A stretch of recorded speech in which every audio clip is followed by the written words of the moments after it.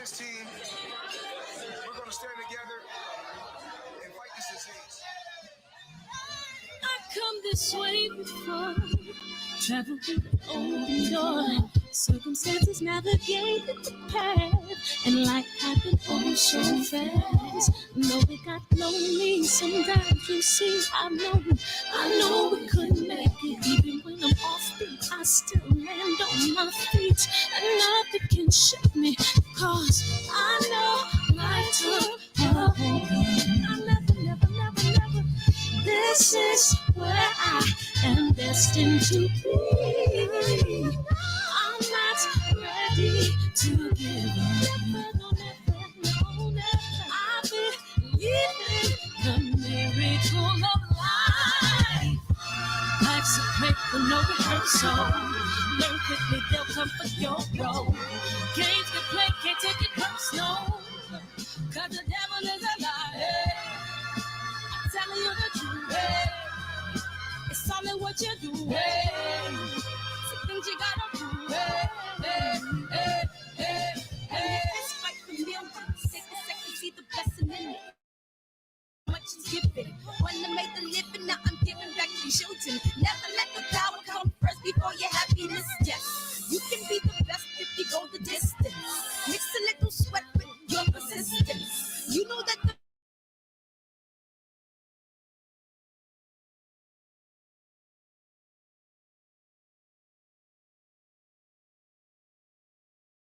backing down. We're bringing it through like for the children, it's a given. You gotta give it, be a blessing. This my personal statement. Run the game like I'm aces. Learn and develop patience, determined to be the greatest. Yeah, bobbing and weaving, they changing up like the seasons. Indigenous to the grind, so I do it for all my people. Jabbing the competition, back up against the rope. She fighting for recognition. I'm fighting just to promote equality where we lack it. While cancer slowing our road, I'm confident we'll make it. We focus on common goals. Yeah. Give back, give love, giving something away. Never give up, stand tall to fight another day. Those 2 feet, I stand on the ground. I'm going back soon and fight this final round. Life's a break with no rehearsal. Learn quickly, they'll come for your role. Can't take it personal, cause the devil is a liar. Telling you the truth, it's all in what you do. Some things you gotta do.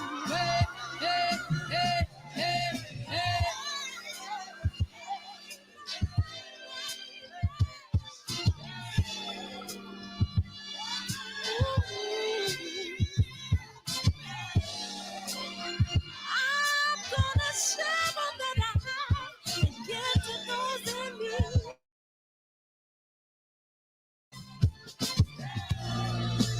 So we're gonna win this battle, fight that disease. No one can support children that's young. We got to keep it open. No, I never let him.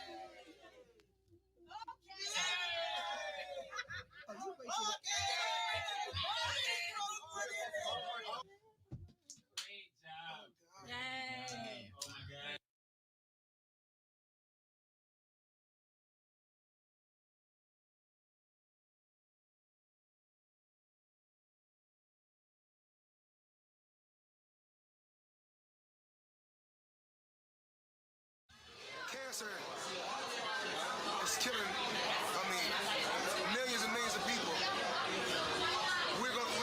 Me and my team, along with Sam Watson and his team, we're going to stand together. Man, Mic check. There we go. Man, it's great to be in here tonight, man. It's great to be in here. I don't know why I set it to 9:15. That was my bad, man. You know how you rush in setting the stuff? I forgot to put it 9 o'clock, man. But I appreciate y'all coming in here, man. Totally appreciate y'all. Thank you, West Virginia. JP, JQ, what's up, big homie? Southside, man. What's up? Club 57 in the building. Young World, G Brown, KJ, Josh. Man, I appreciate you, AJ. Thank you, man. Mr. Savage, I totally appreciate you, man. Vic, what it do, man? We in the building, man. Under, what's up, man? Totally appreciate you, man. You know what time it is. Y'all know it's trailer time. It's trailer time. Click the link. Go watch 9 Wise, man. We're approaching 3,000 buys, which is important. It's important. Share the next film. Ooh, I'm working on it now.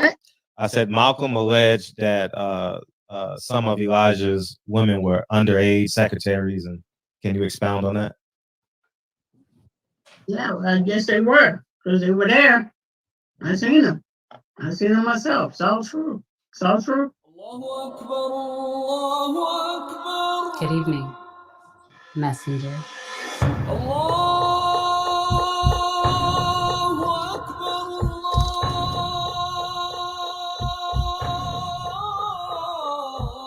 You convinced us that you were the last messenger.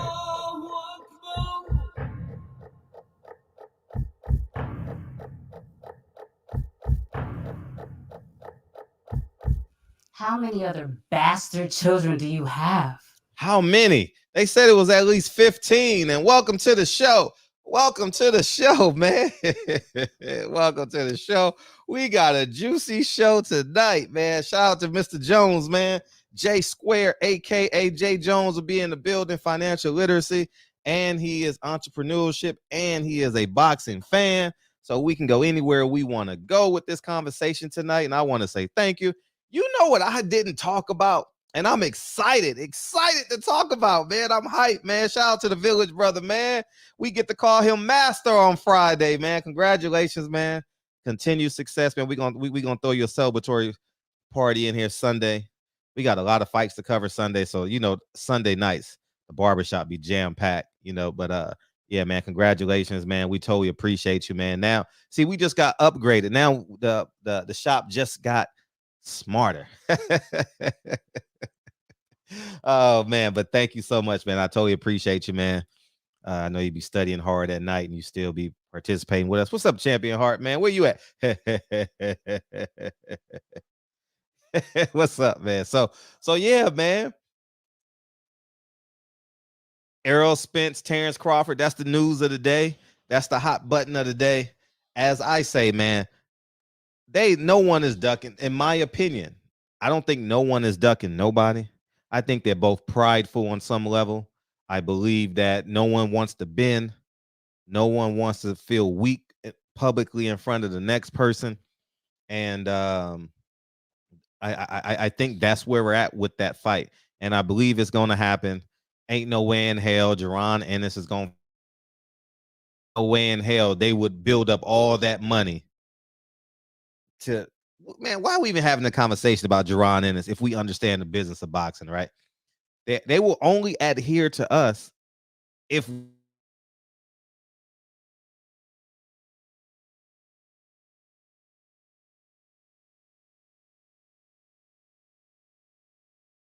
man talk to me. I'm sorry, I have to get a tech out here for my internet, so I apologize, man. What's up, Money? And I spoke to Fabian today, Monty. So we're good. And where was I? Oh yeah, as long as we keep on becoming consumers, we get what we want. And that's where we need to be. Get what we want. If we want Jerron Ennis to fight Errol Spence next, we make a statement. Errol Spence, Terrence Crawford, we make a statement. And if they go anywhere else, you know, we say F it. We not supporting it. And that's what we got to be. You know what I mean? I think the winner of that fight deserves a rematch. The winner and the loser deserve a rematch. I'll say that respectfully. They'll make a lot of money and we'll be a lot of happy. It works. Consumers happy. The product's happy. The talent's happy. And I think that's what we need to start forcing these fights, man. We got them. Hey, Leonard Elby on. Hey, shout out to Leonard Elby having a temper tantrum on Twitter today. Hey, all y'all keep on going at the people that are not are not, I repeat, that are not giving the fans and being disrespectful to fans, attack them on Twitter.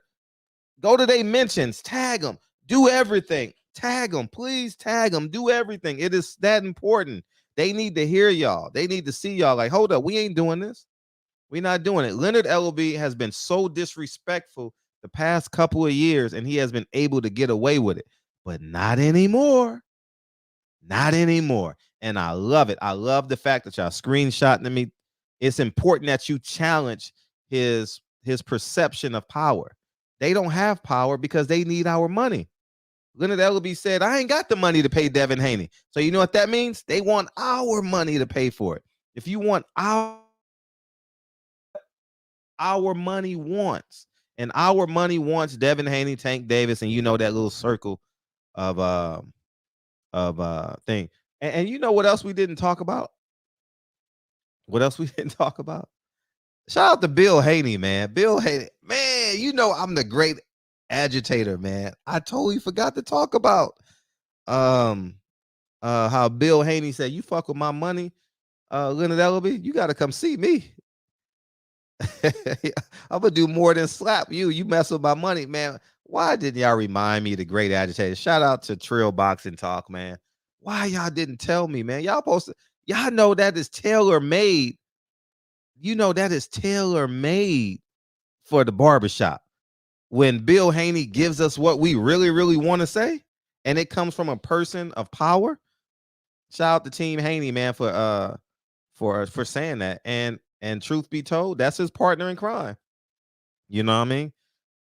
And I know some of y'all are gonna say, well, he's white. He deserves. That's his partner in crime. That's the partner he chose. You know, Al Heyman got a white partner from Waddell and Reed. You know, so you know what I mean? It is what it is. So at the end of the day, I respect Bill I respect him for saying that. Just I'm gonna do a video on that. I respect him for just saying that. You know, I think it's important. I think the buck needs to stop. Leonard Ellaby needs to have a level of respect. They've been very honorary because they rode that Floyd wave for about a decade. They made lots of money. Now we have no idea where the money is, KB. You know, he blocked you, KB. You won then. Leonard Ellaby blocked me today. Everybody screenshot that and post that. Everybody screenshot this right now and post it to your IG stories and tag Leonard Ellaby. How about you do that right now? Just tag him. Tag him. His hashtag is his name, Leonard Ellaby. Leonard Ellaby blocked me on IG today because I said those tank fights were BS and they need to give us something worth buying. Everybody keep on going at Leonard Ellaby. He's having a meltdown. He's having a Sean Porter temper tantrum. Keep going at him. Keep going at him. It is that important that we unify. Forget unifying the belts. The fans need to be unified, undisputed boxing fans of this generation. How about that? That's what we need to be, KB. I appreciate you, man. And it's that important that we still stay down. You know what I mean? We finally got a person in boxing to stand up to TMT. And it is none other than Bill Haney. And I respect him for doing it. And I think we need to back this. We need to push that. We need to push it. We're gonna go knee deep into it when the guest, because you know, once we go knee deep on this, Fred ain't coming back. You know, and if Kyle come in and start something, you know, this fire ain't gonna but get bigger and bigger and bigger. So the second hour, you already know what we about to do. You know what I mean? We gonna have a good time. You know what I mean? We just gonna, you know what I mean, keep the fire. And we just gonna put some marshmallows and some hot dogs there now. But second hour, we putting some logs on it. We gonna throw a whole bunch of logs on it and poof. You know what I mean? Ain't no fire department around. We gonna set boxing on fire. You know, and nothing other better than Kyle, because Kyle gonna let loose on with it. And it's important that we all do. It's important that we all do. And it's important that we let them know we don't want no BS fights.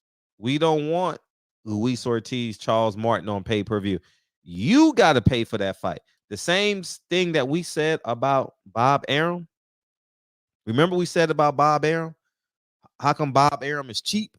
Remember we call Bob Arum cheap? Well, guess what? Al Heyman is being cheap, because guess what he's doing? He's putting Charles Martin and Luis Ortiz on pay-per-view because he don't want to pay for it.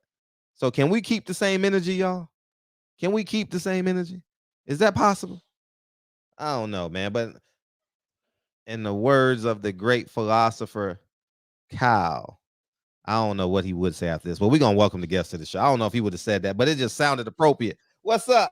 Welcome to the show. What's up, brother Fred? How are you, man? Man, I totally appreciate you coming on tonight, man. Yes, sir. Yes, sir. Man, I had to take my beauty rest, man. I'm on the East Coast, man. Man, I know you have to take. How many power naps you take? Just one, bro. That's it. If I took another one, I wasn't getting up, man. You know, think you froze up on me. My internet be, I don't know. I guess it's the winds out here because it's the winter time, and I guess it's making it move a little bit. But welcome to the show, man. First, I want to say thank you for having me on your platform. We thank you for helping me promote the film 9 Wives, and to that I say thank you. And yes, sir. Yeah, we got 10 Wives coming out soon, so hey, that's how we do it, man. We got to work together, man. Stick together. Definitely. Thank you. Black Entrepreneur Blueprint. Yes, sir. Who, what, where, when, why, and how? Oh man, I'm gonna give you my abridged short back black story, man. Yeah. So I'm a serial entrepreneur. I did like most people. Went to high school, graduated college, went to work for corporate America, get a good job. You know the whole story. Always been an entrepreneur, even since I was little. Grew up in Philadelphia, and my dad was an entrepreneur.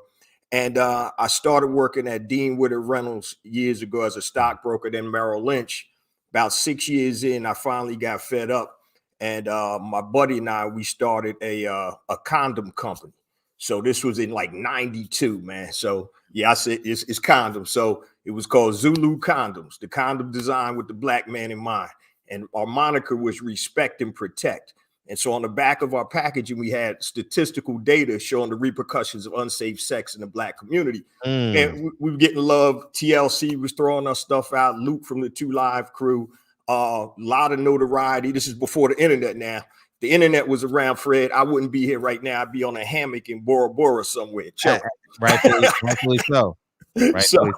So my wife and I, we had our first child. Money, you know, we were selling condoms, but margins. So when you talk about entrepreneurship, it's all about those margins, right? Margins weren't great with condoms. Went back into corporate and as an advertising exec, came back out, started over 17 businesses. 5 were abject failures. Almost lost it all twice. And we talked about that when you were on my show. I'm talking everything, cars, homes, everything.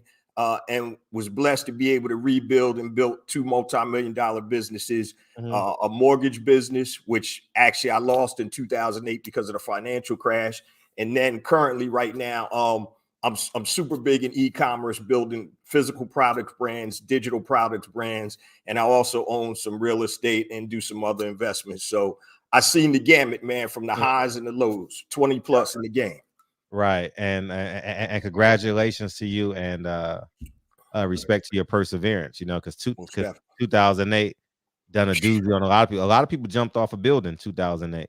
Yeah, man. Their whole stock portfolio crashed, like mine, you know. So, and we had to I mean, I didn't have that amount of money in at the time, but it was still everything that I had, basically, you know. And you know, congratulations. So the obvious question in the chat will be like, what are like some beginner steps to identifying your entrepreneurial spirit, and 2, where should people go in terms of investments? Well, in terms of identifying your entrepreneurial spirit, it's people always ask me on my podcast, Black Entrepreneur Blueprint. So I've been rocking 7.5 years, 387 plus episodes. I drop every Monday morning on all your major podcast platforms. It's a shameless plug, but check it out. No, it's not shameless. That's why we're here. My man. So that's the number one question I always get asked. What type of business should I start? And the answer is, I don't know, but I can tell you based on your answers, some options for you. So most people look at 2 things, Fred. They either look at, number 1, I'm going to solve a problem, or number 2, I'm going to follow my passion. For me, if you can meld the 2, and I call that and I got a course out called Pinpoint and Monetize Your Genius. So your genius is the intersection of your passion and your talent. The problem is most people don't know how to monetize that. So when you start really breaking it down, there are only 6 things that you can sell, right? Your physical products, your digital products, your services, somebody else's physical products, somebody else's digital products, somebody else's services. Now, there are tons of things under those verticals, but pretty much those are the things that you can sell. So the easiest way is to solve a problem, okay? Problem, solution, result. So it doesn't matter what the problem is, but the bigger the problem is, the more money you can get for it. So if I solve, here's a product, a brand that I used to have, right? So I used to have an insole brand. And the reason I started selling insoles was because my youngest daughter, who plays sports, had feet problems, right? So we're going to this orthopedics cat, and we're paying $400 for these custom insoles. And I've been importing products and private labeling and creating brands for a long time, over 10, 12 years. So I found the same manufacturer, and she had a whole bunch of friends that play field hockey and soccer with her. And so what I did was I branded them, bought them in. Problem was bad feet. The solution was the J. Jones insoles. That's not what they were called. The result of that is, hey, I can run around now and be a high performer. I don't have to worry about my feet hurting. I don't have to worry when I run now and I'm doing my 5Ks, I can improve my mile. And so problem, solution, result. That is the simplest way to create or start in business. The other way, as I mentioned, is following your passion. Now, you may be passionate about something, Fred, but nobody else may be passionate. Right. You may be passionate about butterfly collecting, right? Now, I'm sure there are people making money in that, but the whole thing is, you know, you have to try to find something that you're passionate about that you can monetize. Right. You know what I mean? So it all depends, man, because everybody, like I said, is different. So your financial resources are different than mine. Your tolerance for pain is going to be different from mine. You don't, you know, I don't know how bad you really want it. You know, people, man, I coach entrepreneurs all the time. And I always tell people, look, if you're not serious, stop, don't even play with me. My time is valuable. And so there's so many variables and factors that go in it. Solve a problem, follow your passion. Those are the 2 ways. And once again, unless I talk to you and really dissect what you want to do. Now, let me just give you this quick example. I got a coaching student, and she was trying to figure out what product to sell. Right. She was a seamstress, and she used to sell for sold for one of the big stores. I forgot the name of the stores, big retail stores that's always in malls. And she was like, yeah, you know, I'm trying to sell pillows and make money with pillows and stuff. And she started showing me all her fabric.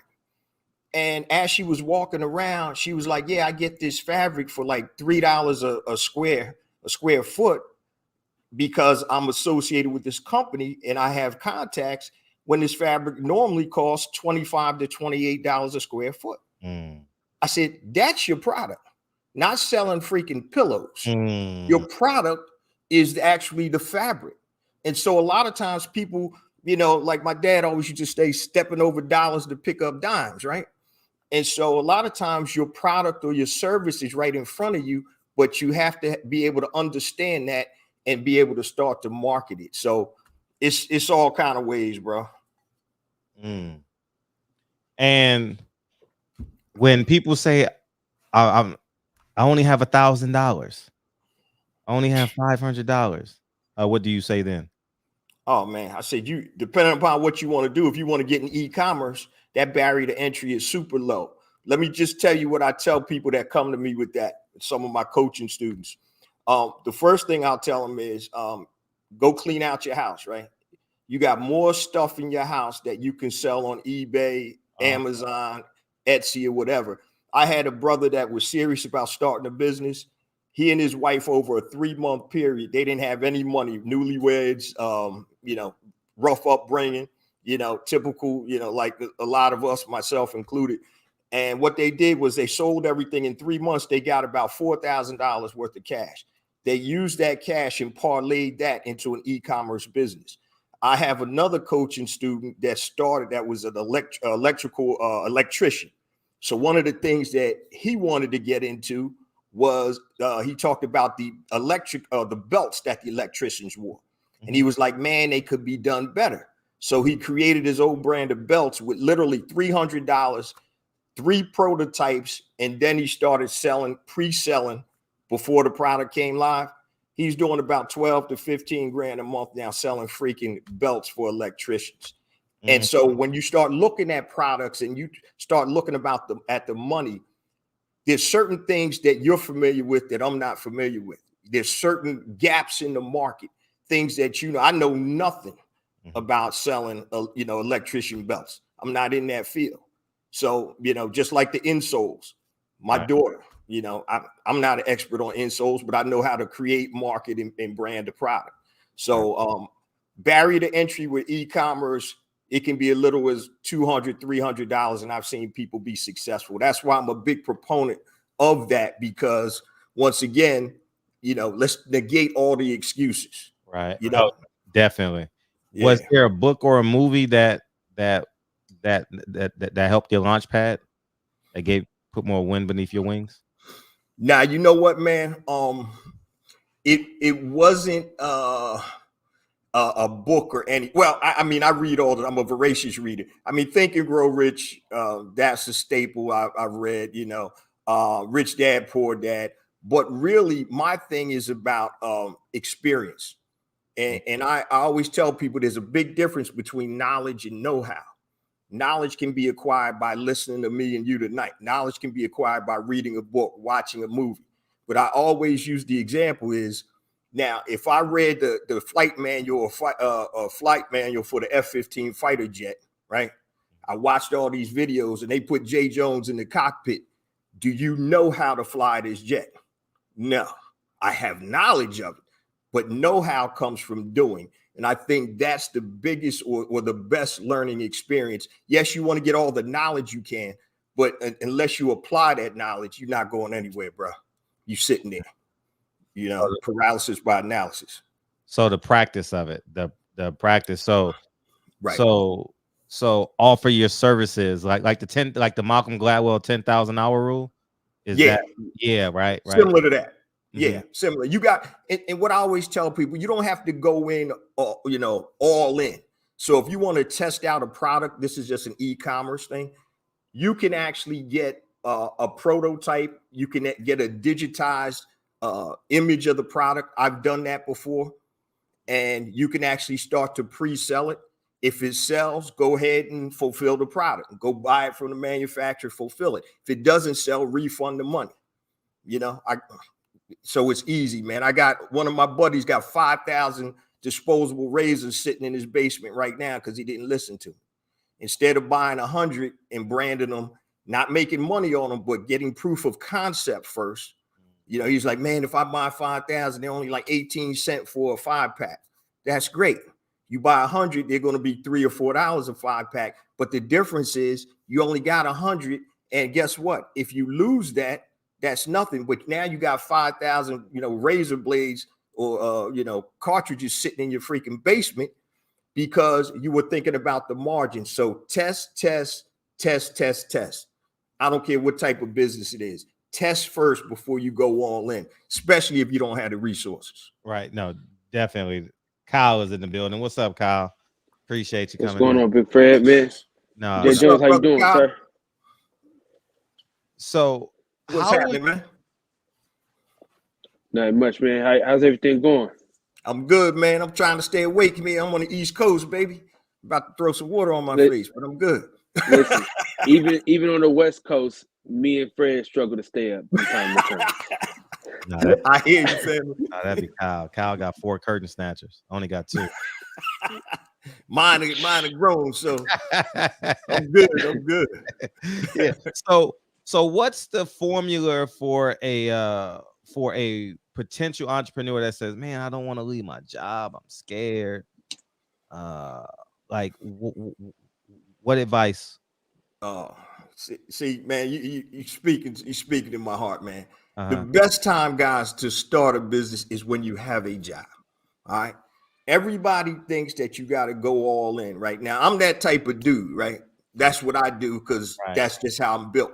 Right. But I've never left a job without planning. Right now, I know sometimes people get fired, they get let go, things happen. I get that. I call that a reluctant entrepreneur. So the problem is, a reluctant entrepreneur doesn't start or even think about entrepreneurship until they lose their income, their job. If you're smart, and if COVID taught you anything, all right, I mean anything, that means you got to have multiple streams of income. So I don't give a damn if you selling freaking number 2 pencils and paper clips online. You need to have multiple streams of income. Don't wait till it happens. Matter of fact, my buddy who had the razor blades, he was a reluctant entrepreneur. As soon as he got another job, that entrepreneur stuff went out the window because he doesn't know how to create his own money. And so one of the greatest gifts that you can show people, and you're doing it, Fred, create your own money. You're showing your children that, your family, the community, and being able to do that, that's freeing. So now you're able to do what God assigned you to do. So there's a formula I talk about called the freedom equation. Cash flow plus passive income equals freedom. Now, when you work that formula, you can do exactly what we talked about on my show. You can create the movie. You can do screenplays. You can do this podcast. And so now when you have that freedom, and once again, that freedom isn't going to come from a job most times. It's going to come from your own business. So, yeah, man. So, right. You got a question, Kyle? No, man, I was just listening, man. You know, sometimes you got to shut up and listen. What's the percentage? So if someone has a job, what's the percentage of independent money versus I have a job money? Like what's that balance for beginners? I would say this, when you have a job, most times, or a lot of times, I'm not going to say most times, people look for extra money because they're not making enough. Right. So when you're comfortable, pacified by the paycheck, you ain't doing nothing. You good until that gets snatched away. Right. But what I would say is anything. I mean, I would start off with a goal that's something as simple as, yo, I want to pay my car note this month, $500, $600. I want to pay my electric bill this month. Something very simple, because I think one of the issues is being a serial entrepreneur for 20 plus years, coaching, having, my podcast, Black Entrepreneur Blueprint, interviewing, man, cats like you on the show, Dennis Kimbrough, Killer Mike, all these cats on the show. You got to start where you're at. So your position may be different than mine. So everybody's got to start somewhere. So don't worry about what the next man has or what they're doing. You got to start where you're at. And if it's something as simple as making $200 extra a month, that could be a food bill, could be gas money. So you got to play where you're at until you can level up, Right. And I think, Fred, if once you start identifying goals, like, yeah, I want to replace this, get this car note. That's my goal. And then from there, once you start rolling and you get that momentum, and you know how it feels when you start seeing money come in, you're like, damn, this is good. That gives you that energy. Right. Yo, I'm gonna go get some more of this. And I think starting is the main thing. If you don't start, you're never gonna get anywhere. Right. I think people don't value like the slow start. Like maybe it's just extra $200 a month. But that compound work ethic equals the compound interest on that $200, And I hope that everyone is listening. Like I have a 70-30 beginner start. Like I think that 30% of your income should be outside of your job force. Like I think that's a solid beginning. I know people may say that's egregious, that's challenging, but I think like set a goal. Like your 30% mindset, maybe 15%, but set a goal so you can begin to see like, oh man, it's starting to swing. The pendulum is starting to swing into entrepreneurship, and I think we all can be there. Man, if I can interject real quick, please. Sometimes, guys, when you start things, you never know what they're going to turn into. Right. So I started my Black Entrepreneur Blueprint podcast 2014. And I started it because people used to always ask me, hey, Jay, how do you start businesses? And I had literally almost just lost it all with after the mortgage. I'm BSing around trying to figure out what I'm doing. And this is how things can happen quickly. One morning, my wife, we were in the bathroom and she was straightening her hair at the time. Flat iron breaks. Half her head done. So with sisters, right? You ain't going to work looking like that, right? Right. So she's like, oh damn, my hair. So she had to pull her thing back, and she said, babe, after work, I'm going to the mall and pick up a new flat iron. All right, cool. I said, out of curiosity, because I'm always looking and I'm observing about business. Everything you got in your barbershop, Fred, sitting behind you, somebody manufactured it. Somebody made money off it. Right. You know what I mean? So I said, well, babe, how much these flat irons cost? And she said, about 150 to 200 for a good flat iron. I'm like, for this piece of crap? And she was like, yeah, it's got to have high heat. It's got to have ceramic plates. It's got to have this, that.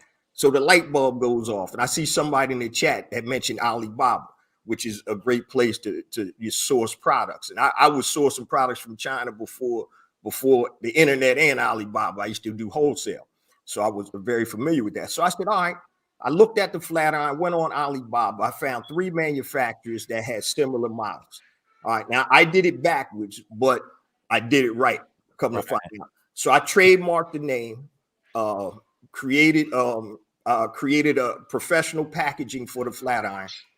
And what I did with the 3 samples was I let my wife and daughters try them for 6 weeks. And I said, after 6 weeks, y'all let me know which one you like. And they all picked the same one. And it was very similar to the one my wife that broke.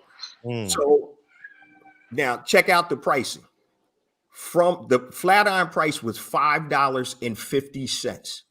Now, once I put my branding, my logo on, my magnetic closure box packaging to create a high-end package, because it's all about pricing, perception, and product. They all have to be aligned, right? High-end product has to look high-end, right? So I did all of that. Landed from China to my office, $10.78. I sold those flat irons for $129 on sale from $199. Professional salon grade flat irons. So I'm spending $10.78 landed, selling for $129, right? Wow. So from June of July of that year, the beginning of July, which is the worst time to sell flat irons, I found out later, to December, I grossed $272,000 with a 72% profit margin, which is about 140, 150,000 in good old hip pocket national, right? And so when I tell people, you never know, because my kids were laughing at me. My wife was like, what's this fool doing now? He got another harebrained idea, right? But what I did was I was able to position the product, problem, solution, result. You don't have to go to the hairdresser now. You can get that same salon grade feel every day in your own home. And I had a lifetime warranty on the product. So I took away all the negatives. All right, your flat iron breaks. I don't even just send me the receipt and you're getting another one. Most people aren't going to do that. And to this day, 7-8 years later, I may have sent back 40 flat irons that people broke. So I say that to say this, guys, you never know what can happen, but I can promise you what's not going to happen is if you're not in the game, that won't happen. And that e-commerce, that lick, that right there, that took me to another level. Added more products to the brand, created additional brands. On my Black Entrepreneur Blueprint, I got all types of digital courses, online academies, e-commerce academies. And so you never know where it's going to take you guys. And literally, I bought 100 flat irons at $10.78. Now, I did have to do the trademark. And literally, I was in maybe $2,000. Literally. Ooh, that's so, a man. Yeah. Fred. Yes. We in the wrong business, man. Well, shit, I know I am. I got to get some goddamn flat irons. Shit. Oh, you want to get permed up over there, man? What's up? No. I'm fucking up, man. Shit. Yeah, but I gotta go give me that flat iron. That goes to I'm bald-headed dude right now. I don't know a damn thing about flat irons, but my wife and my kids, my sister, my aunts, you know, so I was asking them, and they all were like, yeah, a good one costs $150 to $200, which freaked me out, man. I would, for that piece of plastic and metal, I was like, what? Right. And I just want to interject this real quick. The crazy thing is the manufacturer that I'm using, one, I use two of them. That manufacturer is selling that same flat iron to other brands, and they're selling that flat iron for $30 to $35.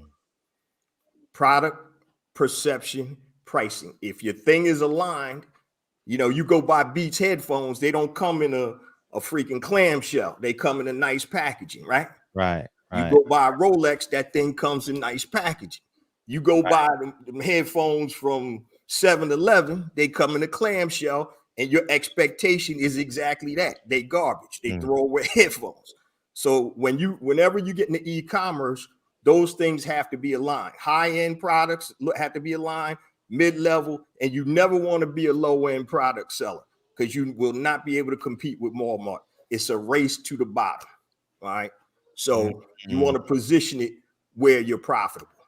And a rule of thumb, if your product costs you $5 to manufacture, produce, a minimum of 4 to 5x. That's what you need to retail it for.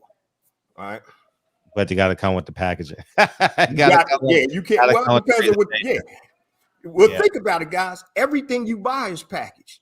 Everything you buy with value is packaged. Now, you may go into Walmart and see some stuff in a big bin that they're giving away, but that's a bunch of garbage. But everything that you buy is packaged. And the packaging is sometimes more important than the product. The sizzle sometimes is better than the steak. And so it's all about understanding really people's human nature and the way people think.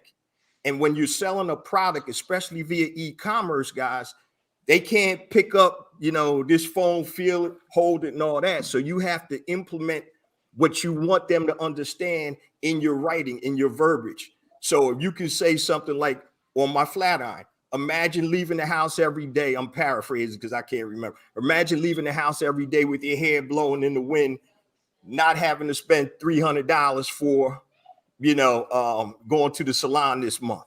So I'm giving them a path to follow. I'm making them imagine using my product or service. And when you can get in somebody's mind like that, that's when you're going to be successful. I don't care what you're selling. It could be online, face-to-face, or whatever. But that's what you need to do to be an effective e-commerce seller. Problem, solution, result. Champion Heart says, respect Jay Jones.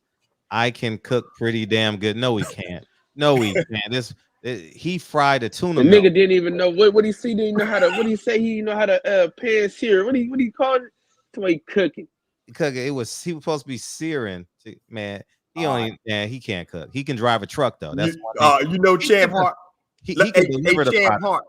He could cook. He can get down. All right. I'm going to get you something real quick. I'm going to run over to my warehouse and I'm going to bring something back just for Champion Heart real quick. Give me 2 seconds. Well, time's up. So I guess his time is as bad as Champion Heart's cooking. What's up? Hey, Fred. Yeah. You strike again, man. You strike again.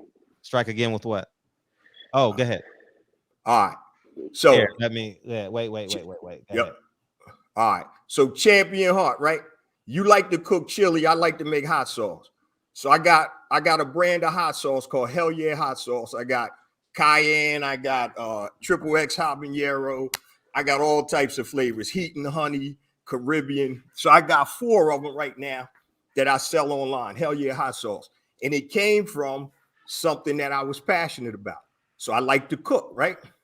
So with that, in order to get your homemade stuff, it's hard to sell in retail stores when you have a homemade product, food product, because it has to be created a lot of times in a kitchen that's been approved by your local jurisdiction. But You can sell online without all of that. So what I would say to you is, bro, start making your chili up. And what I did with my hot sauce, I used to give it to my family, friends, and they're like, oh, we love your hot sauce. You need to go and start selling this.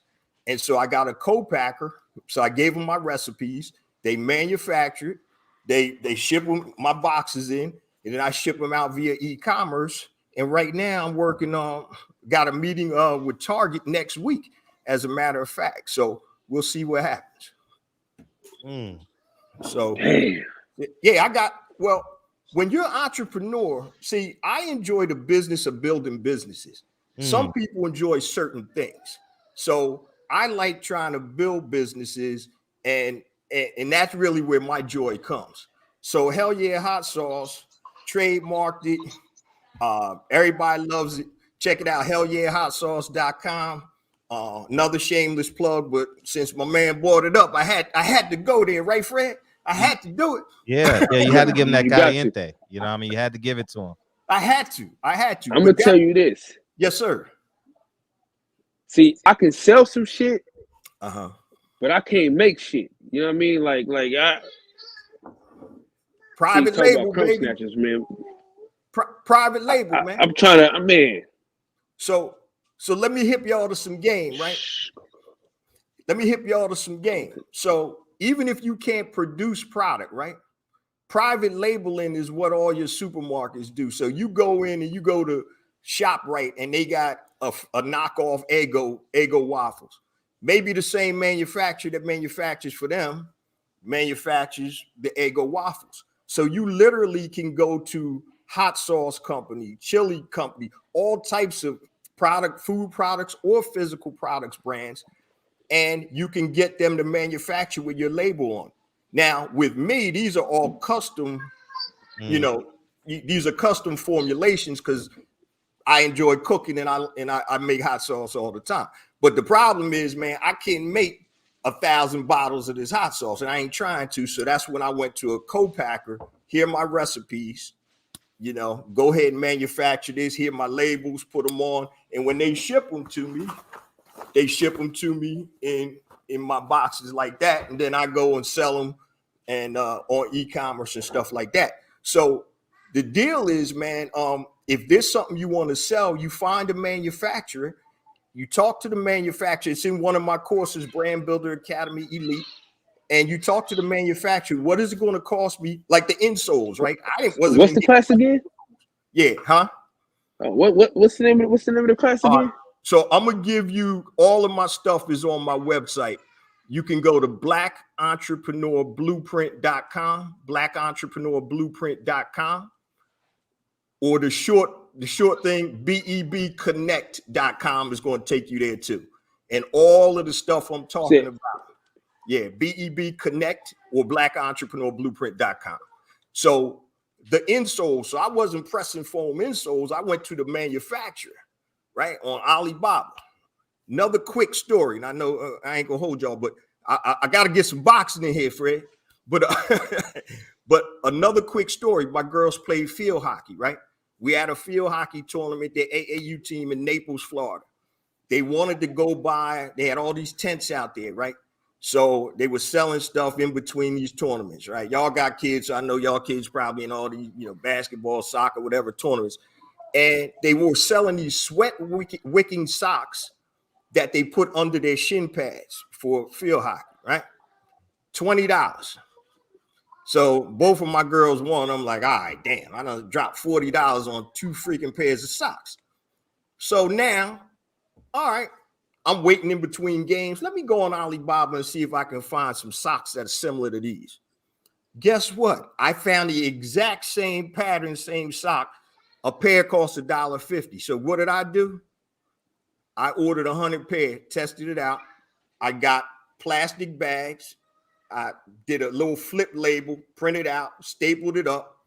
I'm selling socks now to they're actually selling them to their field hockey friends. I didn't manufacture the socks. I took the sock and I labeled it under my brand or my girl's brand.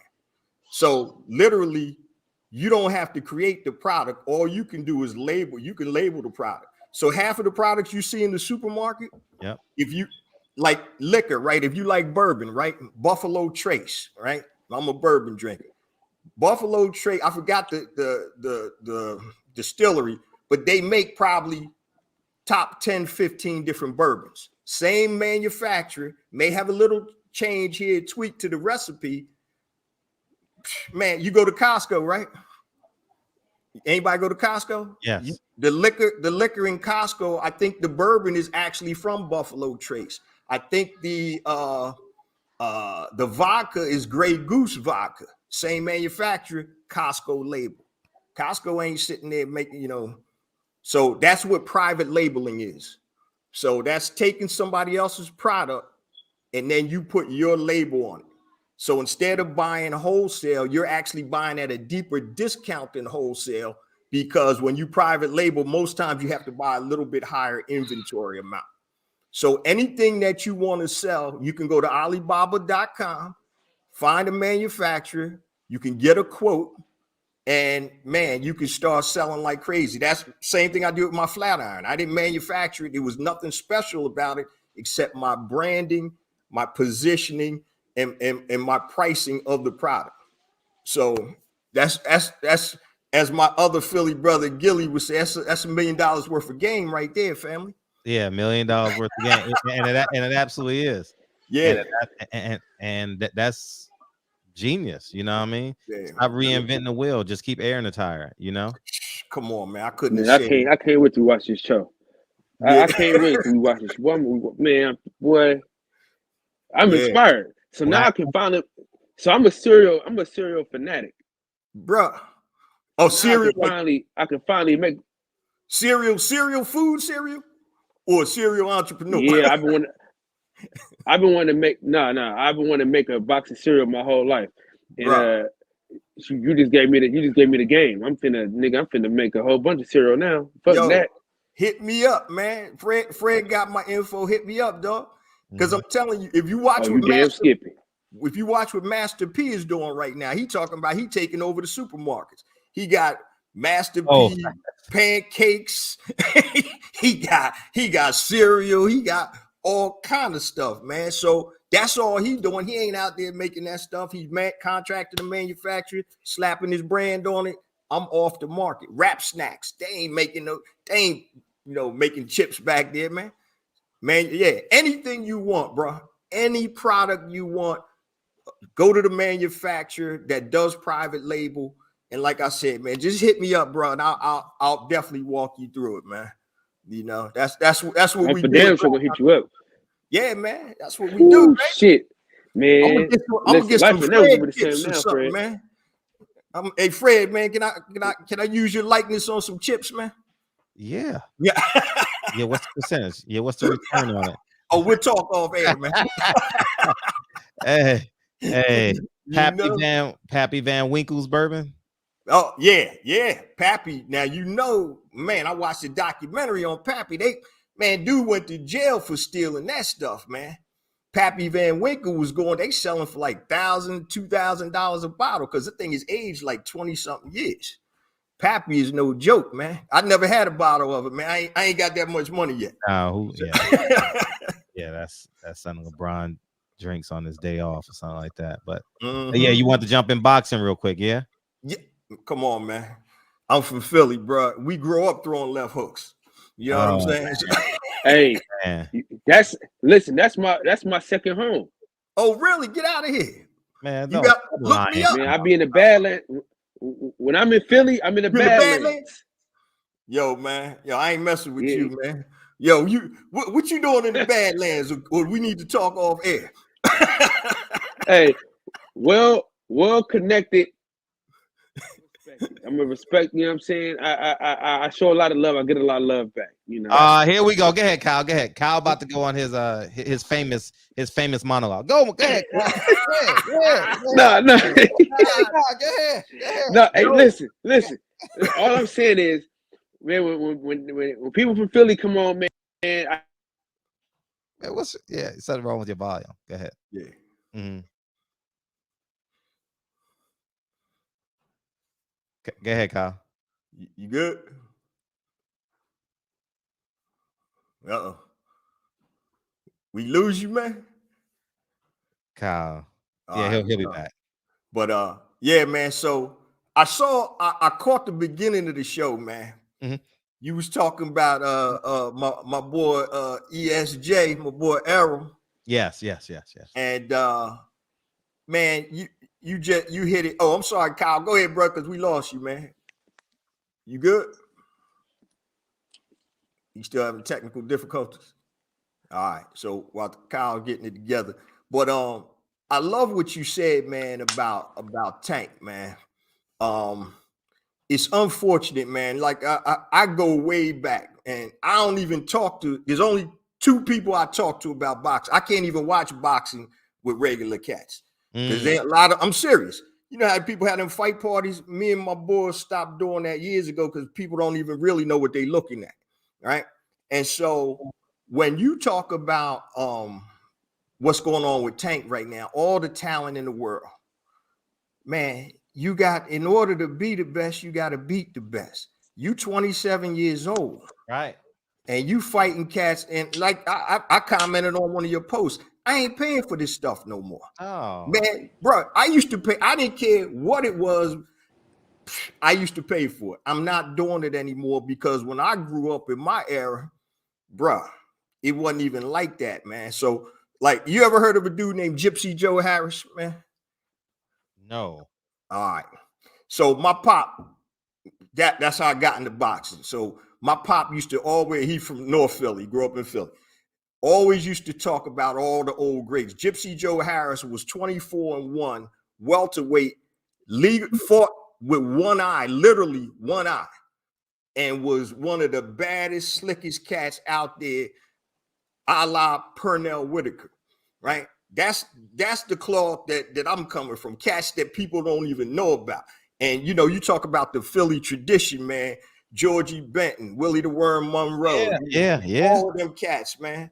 Those are the type cats my dad always used to talk to me about growing up, going to the Blue Horizon. I probably been to the Blue Horizon 75 times, right? Wow. Bruh, that's what my dad and my brother, and sometimes my mom and my sister would go. But that was our thing, man. So I seen like B Hop. I seen B Hop. He's actually from the Germantown area, North Philly and Germantown. I seen him on the rise. I probably seen about 25 of his fights. But when I start looking at boxing today versus what it is back when I really got into it, this shit is sad, man. This shit is sad. And I get it, it's a business. But who's going to dare to be great? Who's going to sit up and take the challenges to step above? You know, I just was in a chat. Some dude was talking about, I forgot his name. He was talking about, you don't want to lose your O. I'm like, Joe Calzaghe was 49-0 or 46-0. Nobody considers him an all-time great, right? He beat Roy Jones when he was old, B Hop when he was old, and Jeff Lacey, who wasn't that good to start off with. So it ain't about the O. Manny Pacquiao, he got 6-7 losses. But when he was coming through the ranks, Barrera, was Eric Morales, all of them cats at the lower weights moving up. Floyd, when he was a lightweight, 35, 47 to me, a little shaky. You know what I'm saying? He's a businessman. I get that. But if you put some of these cats back in the day, the Leonard Hearns, Benitez, them cats like that, they ain't getting out of here. I want to ask you a quick question, man. Please. How come Floyd never called out Paul Williams? Oh man, that was a matchup nightmare for him. Mm-hmm. How would he get inside? He would have, and that's what I'm trying to tell people. I'm not saying Paul would have won. No, I'm not saying Paul would have won. I'm saying it's a matchup problem. Yes. Paul Williams was going to make you work, though. He was going to make Floyd. And he's going to throw 100 punches around. Paul Williams going to throw 100 punches around. Paul Williams was going, but he was going to fight small, though. That's the only thing. He was going to fight small.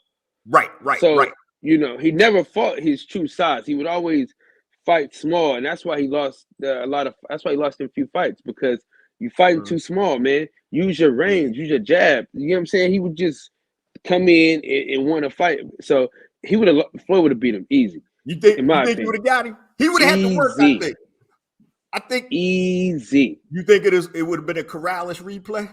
It's all about here because it's here. Yeah. It's here. He was going to outsmart him. He was going to frustrate him. You know what I'm saying? Yeah. So, man. But it's funny because he's a great matchmaker. I ain't never heard. I don't think he can say Paul Williams. He can say it now because he's in a wheelchair.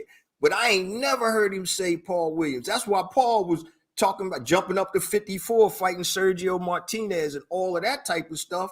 He couldn't get Floyd, you know. And today, man, like I said, the cats I grew up with. Look at the middleweights, not even the great middleweights. You look at Julian Jackson, right? Gerald McClellan, Nigel Benn. All them cats was fighting each other, right? I'm gonna tell you right now, if Julian Jackson, his chin is suspect. Julian Jackson, if he was at middleweight right now, come on, man. I mean, somebody might get him, but it would be tough. These type cats, they were true. They wanted to be great, man. I think now these cats, a lot of them, they want to be great, but that's secondary to making money. And I get it, but damn, don't be talking all that shit like you doing something when you really ain't doing nothing. Man, come on, don't get me started. Yo, Fred, man, calm me down, man. Let me stop. No. We're gonna keep it going. We're gonna keep it going. Shit. You had that hot sauce, man. You had that hot sauce. You're gonna be hot all night. Shit. Yeah, I'm about to take through that hot sauce, man. Fred, Fred, I gotta do this, right? Fred, I gotta do this. What's up? What you do? No. You know what I gotta do. What is your position on Sean Porter's dressing? How he dresses? What is your position on that?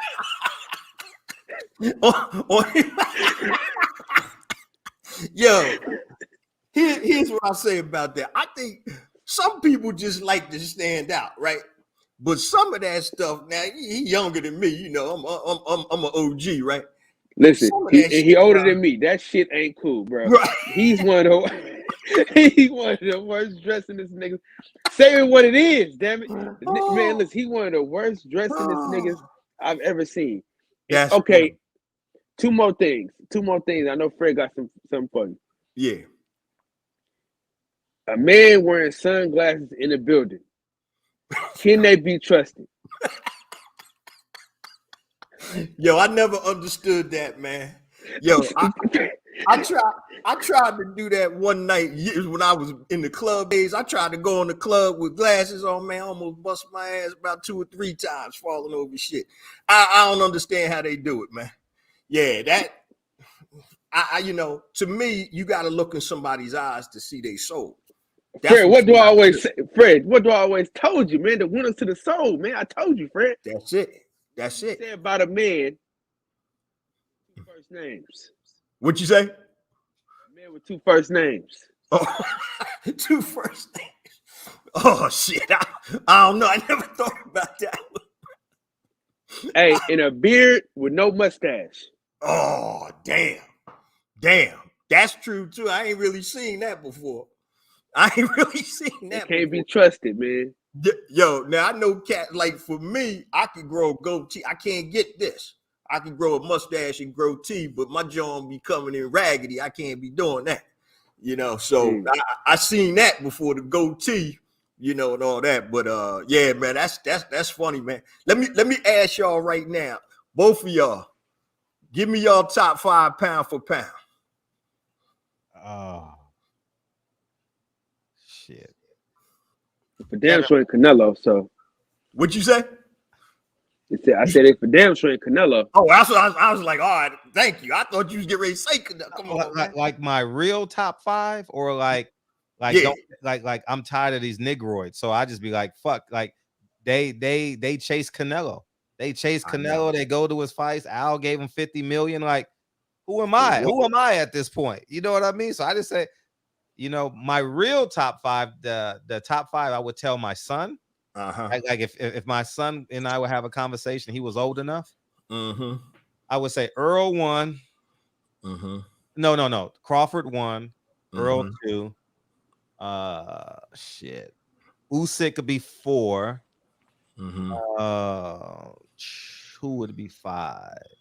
You on the Loma train or what? No, I kind of like. Hell no. I know. See, I mean, he's not pound for pound number one. Nah. He's a hell of a fighter. I like Stevie Fulton. He might crack that 5th spot for me. Just off the Philly top zone, baby. He might crack number 5 for me. Cool boy Steph. All right. What's up with you, Kev? 3. But Kyle. You got your 5 already, Fred? You said 5? Kevin Brower said, I don't know who else is out there. Yeah, I'm gonna tell you. Mm-hmm. Number 1, 1A, 1B, you can go either Terrence Crawford or Errol Spence. That's easy. Alexander Usyk, Carissa Shields, Cool Boy Steph. All right, that's what's up. So here's who I got. Okay, go ahead. All right. I'm like y'all, 1A, 1B, Crawford, Spence. I finally got to see Crawford do a little something against a top welter. And the boy passes the eye test, so 1A, 1B. After that, I'm going to say something that probably y'all going to push back on, but it's from the eye test, and it's from what a lot of people in the know say. And I know y'all going to say something. Ennis? I ain't mad. I ain't mad at He's my 5. Number 3, I'm going to say Tank, because the boy got everything. Problem is we ain't seen him matched up. I know I'm going to get pushback on that. And my number 4 probably would be Usyk. But I'm going to tell y'all right now, Jaron Ennis, if the boy got a chin, now we don't know if he got a chin.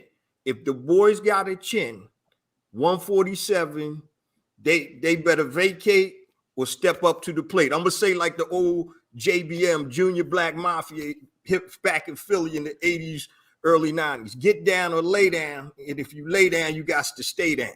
So they ain't fucking with Jaron Ennis. I'm telling y'all right now. That boy right now, if he got a chin, if he got some whiskers, he got a chin too. I would put money on him. He got a chin. He ain't been hit yet. You have that. I don't know if he got hit yet, but I'm gonna tell y'all, if he was fighting Bud Crawford or Errol Spence today, I'm going to put money down. I don't care what the odds is. I'm putting money down on Jaron because he's hungry too. Really? Yeah. He got.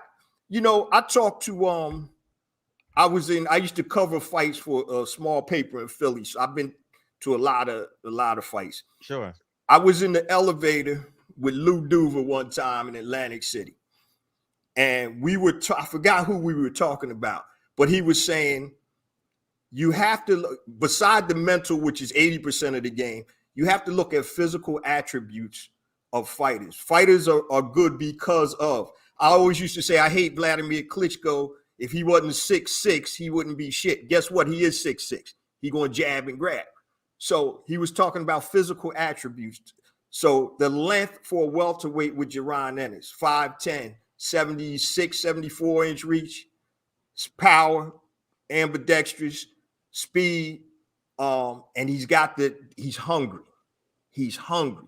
And that's where I think that may take him over the top. I love Errol, but he even told you, man, he was slipping, drinking, doing all this stuff. Mm-hmm. Bud, I think, is more online doing his thing. But I just think physically and hunger-wise, if I had to bet, I'm going, I don't care what it is, I'm going with Jaron Ennis, top welterweight out there. He got to step up the competition, but you see nobody wants to fight him. They only going to fight him if they have to. And I don't blame him, because that shit is an L. You know what I mean? Or it's a good probability that's an L. Man, what you think, Fred? You ain't sold on Boots, man? I gotta see, man. Listen, I have Fred like Jamal James. Don't Fred like Jamal James. You know what I mean? Fred ain't got shit to do with I don't know why the hell. Listen, this woman, I argue with Fred every day about this shit. He come bring a Jamal James to my damn doorstep. Man, yo, he nice little fighter, but come on, man. That's your man, Jamal James? That's his man. That's his favorite fighter at welterweight. Oh, I like Boots. I like dog. Why y'all laughing at Django, man? Why Nah, y'all laughing at he's Django? nice. But Yeah, where he ranking welterweight? Where is he coming? You think? Probably top 15. Yeah. I mean, he got skill now, but Yeah, he got skill, but yeah, Got he his won. ass whooped. He's Yeah, supposed he to- got. he's supposed to Listen, win. He's supposed to win. It It was and the it's layoff. Fred's It was fault the- because Fred didn't go to the fight. It was the PBC layoff. We gonna blame it on the PBC layoff. Hey, yo, man, you He allow would have fought PBC Jerron fight? Ennis. yeah. They got your picture up at the door, Fred. I already know, man. I go where I want to go, man. Hey, it's not just PBC, it's the zone. It's Golden all of boy. Hey. I barely got a shot at top rank. Shit. Oh, man. Andre Ward might kick me out. Yeah, I love it though. I love it. Man, look, you most wanted over there, bro. Yeah. I be checking out videos. I'm like, yeah, who Fred fighting this week? Yo, when's your next fight, man? I love it, man. I love it. Hey, let me tell you how Fred did me, Jay. What's up? So Fred, Fred just don't give a fuck. You know what I mean? It's a gift and a curse as pertains to being having a relationship with this man. It's a gift and a curse because he just don't give a fuck. So he don't give a fuck about none of your relationships. He doesn't care about the relationship you got with him. Not true. Oh man, Damn, it's a good story though. It's a great story. I mean, tell the story. No, listen, Fred. Let me tell you how Fred do you. Go ahead. Good. So, Yeah, go ahead. Let me tell you how Fred do you. What's you up? ask Fred. You say, "Hey, man, don't do this, man." And you know he gonna do it because he gonna say, "Okay." When he answer like that, you gonna do it.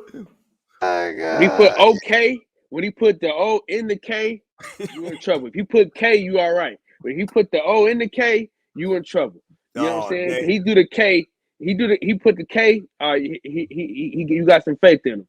He put okay. You can forget about it. Oh, I gotta pay attention now. See what? If you put okay, what you're in trouble. About. That's put funny. that K, you cool. Man, I'm the great agitator, as they told me. But to answer your question about Boots, big Boots fan. Yeah, big Boots fan. But because my mind is like based off of results, I only can move off results. I'm just wired that way, and I got to see something out of him that can convince me that he can handle Earl Spence in the 9th round. Yeah, that. It's to be seen. To be seen. Yeah, or Terrence Crawford. Yeah. I just think, man, it's something. It's like I was at the Teofimo Nakatani fight down in National Harbor in DC, right? So I took my youngest daughter down there. She had never been to the fights, and when I was telling her, I said, "Now, before we got there, I said, you're looking at a future champion right here, right?" It's before he went off the rails, obviously, and his pops is wild. That's a whole nother story. And so she was like, "Well, Dad, he didn't really win convincingly." I said, "No." I said, "But this dude is tall, he's rangy, and he damn sure didn't give a damn. He was coming in there to win that night." And so I looked at him and I saw that he had the goods. And when he fought Loma now, Loma's shoulder was hurt supposedly.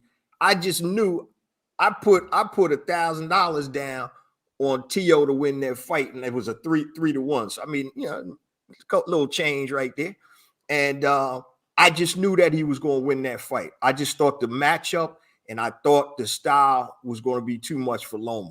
And with Jerron, I kind of feel the same way. Once again, we don't know yet, but I just think that this boy is so hungry. He's one of them cats that it's like he ain't going to be stopped. And I'm telling you, I put my money down today. Now, if I lose it, but I'm telling you, man, Fred, he passed the eye test. Just like, let me ask you what you thought about Crawford, because I'm going to be honest. I know what he did at 140. He cleaned the division out. But really, at 47, he ain't showed me nothing until he beat Porter. That's just my opinion. Right. So when that fight happened, and then you have to look at, and I know Crawford fans gonna be like, yeah, that's what they said. You got to look at the wear and tear of Porter, and then the mentality of him. the boy thinking about retirement before you get in the ring, you done already lost. I'm like, so I still want to see him. I would love if they made that Virgil Ortiz fight with Crawford. I would love to see that. Because I mean, he got the skill. I don't think Virgil Ortiz would win, but I do think that he posed a decent test for him. I would love to see that if they make that. You know, what y'all think about Virgil Ortiz at welter? I don't care about him. You don't think so? Boy got some power though. He got some power, man. And there's a guy in his stable that he ain't fought yet. Who that? Speedy Rashidi Ellis. Oh yeah. I forgot about him. Forget about him. The reason why you forgot about him is because he with the sorry ass Golden Boy. That's why you forgot about him. Yeah. I don't even understand that. Yo, well, speaking of promoters, Fred, I want to ask you, man. So hopefully you don't get blackballed anymore. But no, it's fine. Yeah. So what you think happened with the money with Al Haney? Because I mean, these pay-per-view fights, Charles Martin and who's he fighting? Ortiz? After who's he fighting? He's fighting Ortiz. This is basically. I'm not sure if you guys watch Frozen, but I grew up on Frozen with my kids. You know, but it's Coronation Day. January 1st is Coronation Day, and what I mean by that is Luis Ortiz is probably making $800,000 for this fight. Charles Martin is probably making $400,000, maybe. I would say that would be their worth, right? Right, round about that. If Al Haymon puts that fight on pay-per-view and don't guarantee you their contracts, that's a referendum on the realities of what's going on at PBC, because you can't put this fight on pay-per-view knowing it's going to do 5,000 buys. Hold on, he didn't guarantee their contracts. You don't guarantee. You don't do high guarantees on pay-per-views because you want us to pick up the bill. Basically, a pay-per-view is it's a synonym for OPM, since we're talking business, you know. Yeah. And I it's not what I think. It's what I know. The money isn't there. If Keith Thurman, partly the reason, and this is why I want to interview Keith Thurman, is because I wanted to dig on this. What was his guarantee? Because in order for him to fight a Manny Pacquiao, you have to get a guarantee on your next fight if you lose. Right. That's how fighters protect themselves. Right. And I really wanted to get into that type of conversation with Keith Thurman, but because of Kyle, I don't think I'll ever get him. But that's for damn sure. But it's they're in a pickle right now. I mean, it's just 1 + 1 is 2. You know, if you're going next door 3 days in a row to borrow sugar from your neighbor, you get what I'm saying? Like, financially, your neighbor knows that the Joneses or the Hawthorns aren't doing too well. You know, maybe I should just, you know, secretly just give the kids something. So, you know what I mean? So where'd the money go, man? I know he probably took his off the top, huh? Oh, you already know he was the manager of that hedge fund. You already know that. You already know that. That's a guarantee. Like, but at the end of the day, who wouldn't? Right. You get what I'm saying? And there's nothing wrong with that, but you got to put that money back in the sport. You know, not you don't have to, but you know, it's So do you think, for all intents and purposes, PBC as we knew it is done? You think they're going to still be around, or? Oh, they'll be around. I mean, you can't get rid of 200 fighters overnight. They're going to be around, but it's going to be like how it is.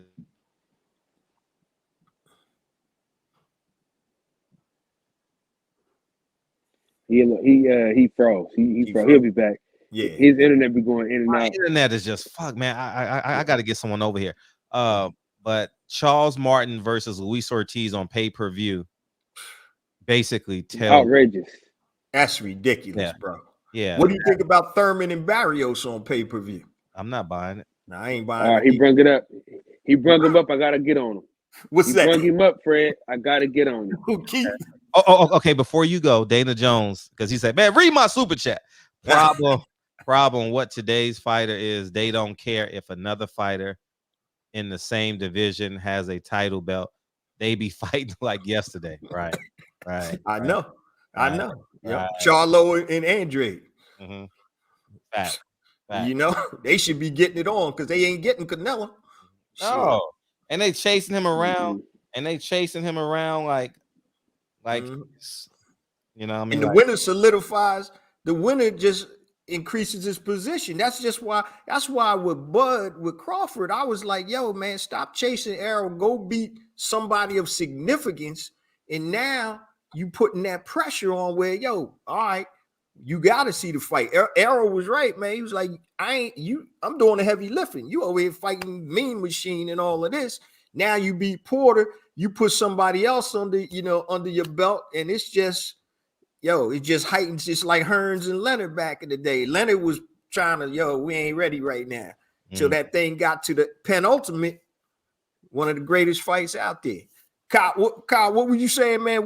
What's up with your boy Thurman, man? You brought him up, so I got to talk about him. I was gonna save it until they did the press conference, but I guess we could get it started tonight. Listen, man, let me tell you something about Keith Thurman, man. Mm-hmm. Keith Thurman is the skid mark on the drawers of society. You know. Damn. Keith Thurman is wet toilet paper that fell in the toilet full of shit. Damn. Completely useless. I mean, this guy paraded around for 2 years, not wanting to fight nobody. He's injured all the fucking time. Yeah. You know what I mean? He's doing the opposite of what you and Fred have done. Y'all realized your hairline was going back. Y'all said, fuck it. This motherfucker rolling around here with he rolling around here with the buzz cut, with the cul-de-sac hairline. You know what I'm saying? You got to give it up. I hate how he talks. I hate how he wears his suits. I hate his stupid phrases. You know what I'm saying? The guy is just absolutely useless. I mean, you're gonna fight a guy that just lost at 140. Right. Come on. You're gonna bring to us. Nobody asked for that fight. Nobody thought about that fight. Nobody on earth was like, you know what? Barrios? Oh, that's a hell of a fight. Nobody said that. Nobody wanted it. Listen to me. Nobody wanted it. Even the people that told you that they're fighting on the network didn't want it. Right. That's crazy, you know what man. I'm saying? I'm with you on that Keith Thurman thing. I mean, I ain't hating on the brother that bad, but I am. That energy that he had, when he was chasing the belts. Man. Son, I love that energy. Then when he won the unified, he was like, "Oh well, what has Errol done? What has this guy done?"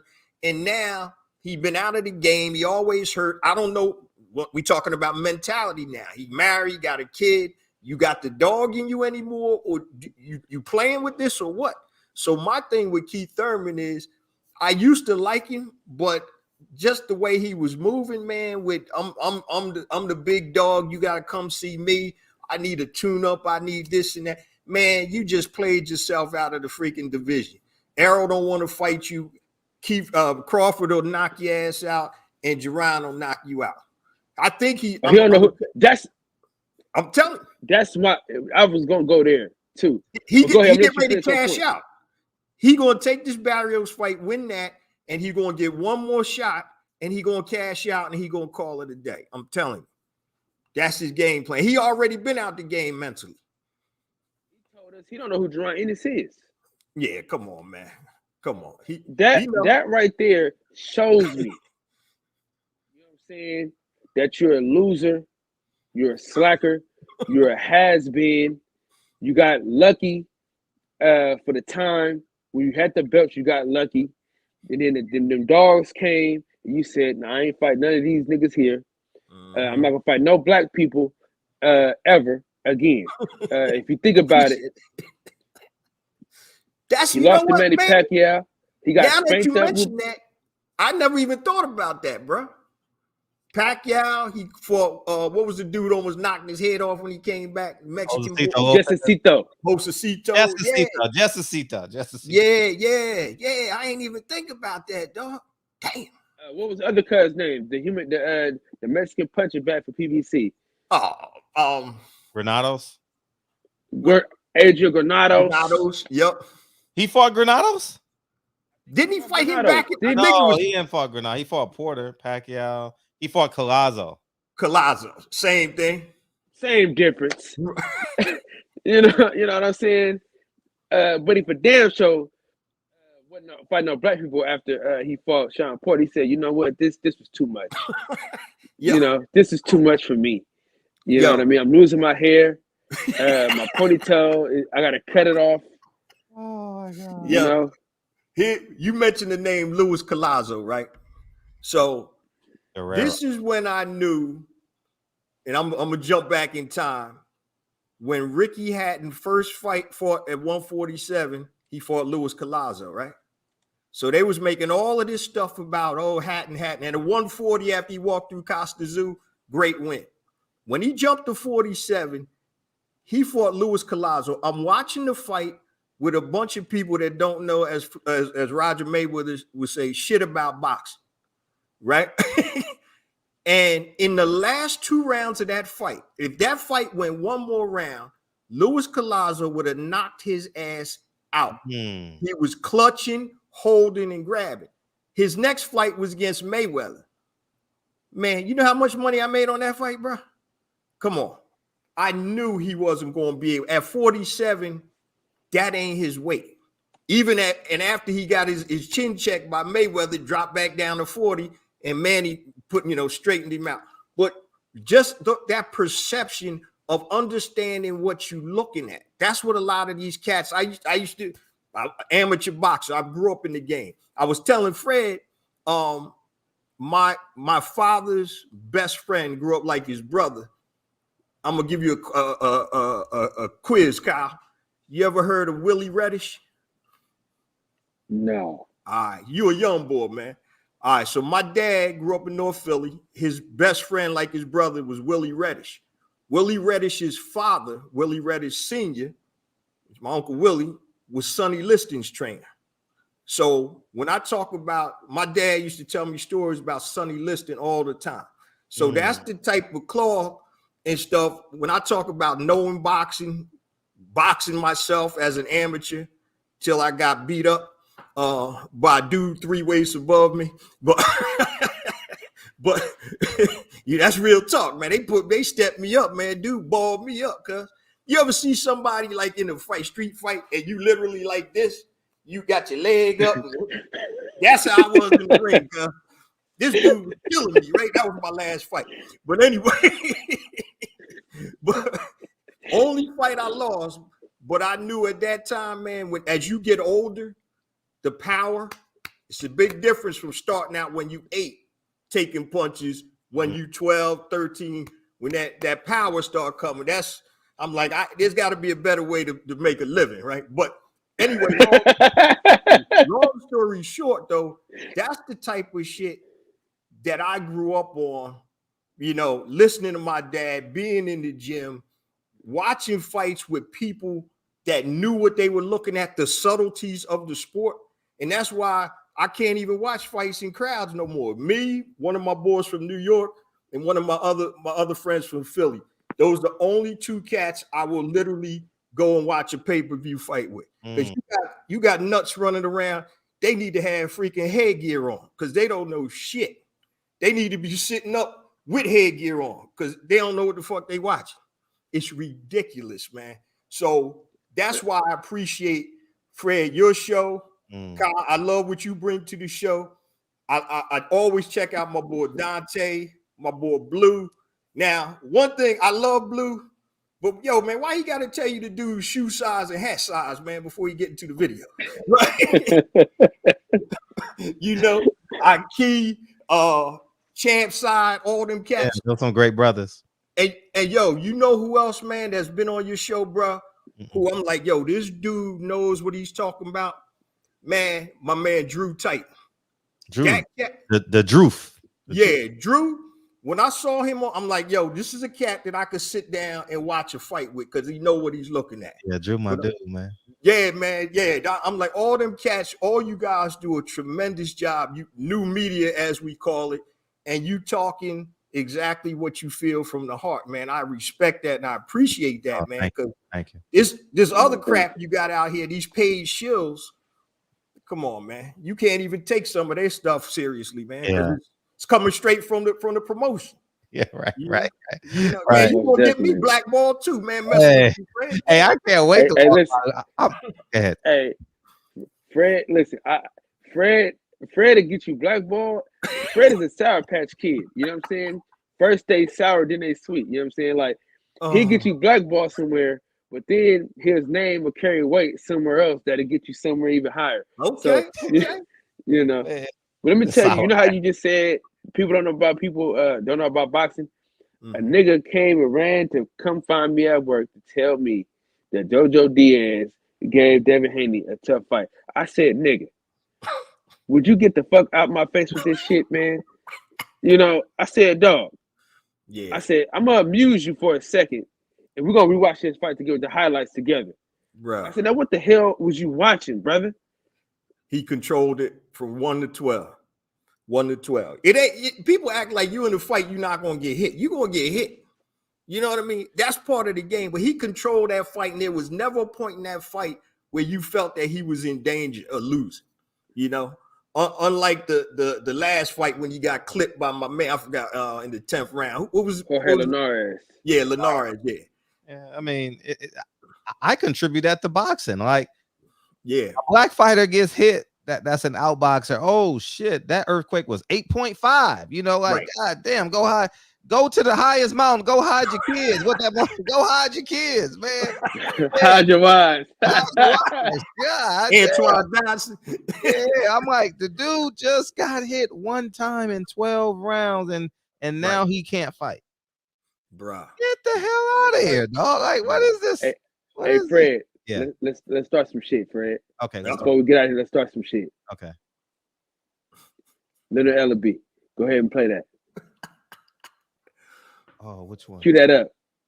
Oh, he's seen it. He follows you on Instagram. Really? You ain't seen it?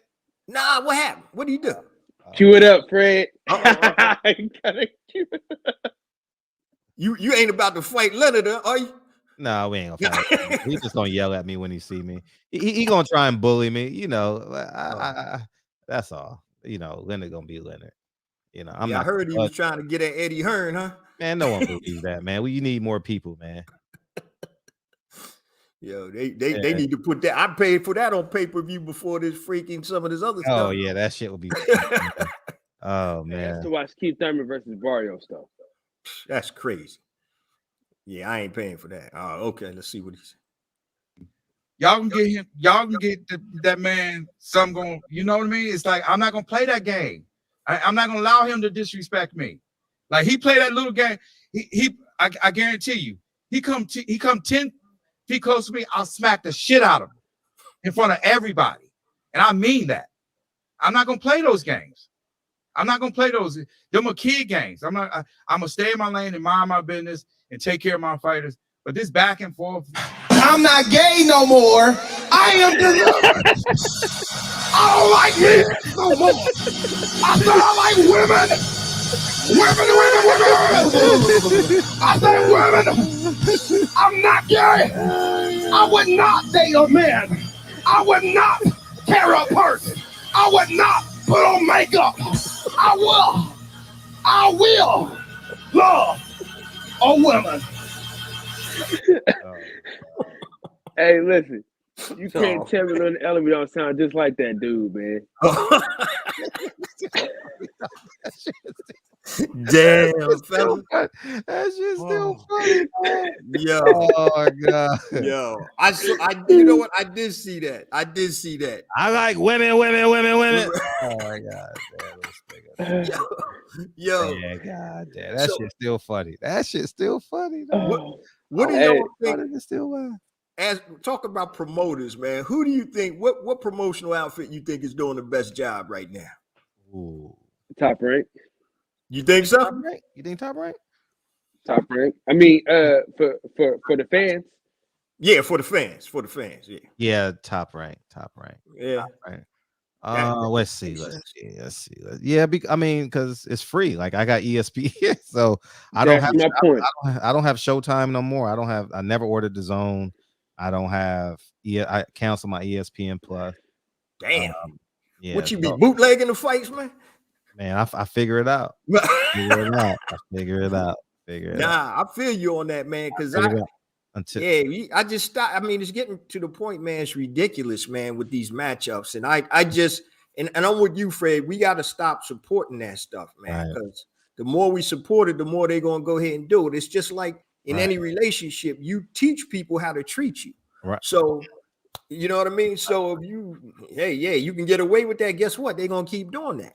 I'm like, man, this is insane. I just wish the matchups. And do you think it's more the fighters? Do you think it's the promoters? Do you think it's both? What are y'all thoughts on that? Both. I think it's both.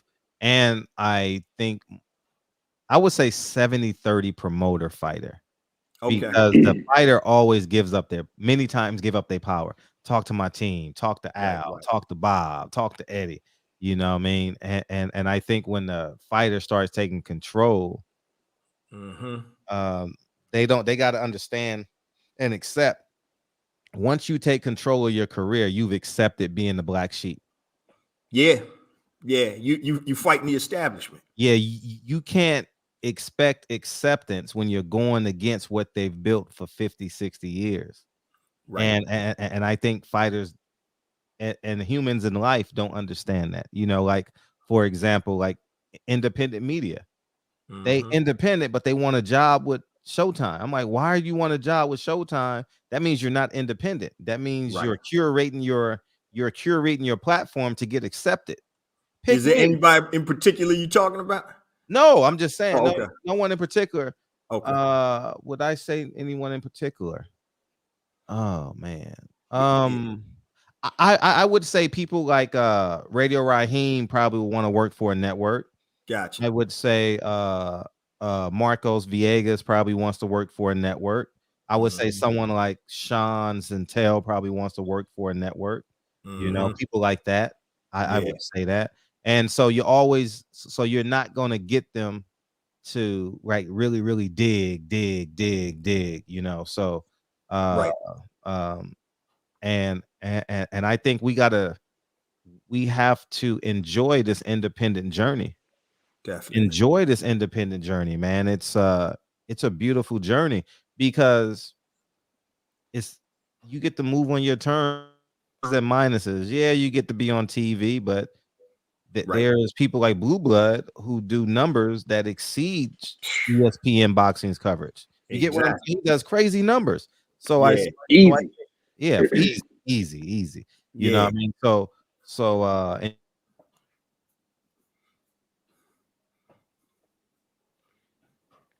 he got Comcast, man. Don't worry about it. He got some Time he Warner. got Comcast. Man, listen, Comcast is the worst in California, man. I got an independent Wi-Fi, and oh shit, you got the Metro of Wi-Fi's and shit. You got Boost Mobile Wi-Fi. I got that Metro Boom. You know what I mean? I don't know. It just happened last week. It just started doing this last week, and I don't know why. So I think So Fred, I heard that I think you had. I don't know if it was a video. I think you did a video.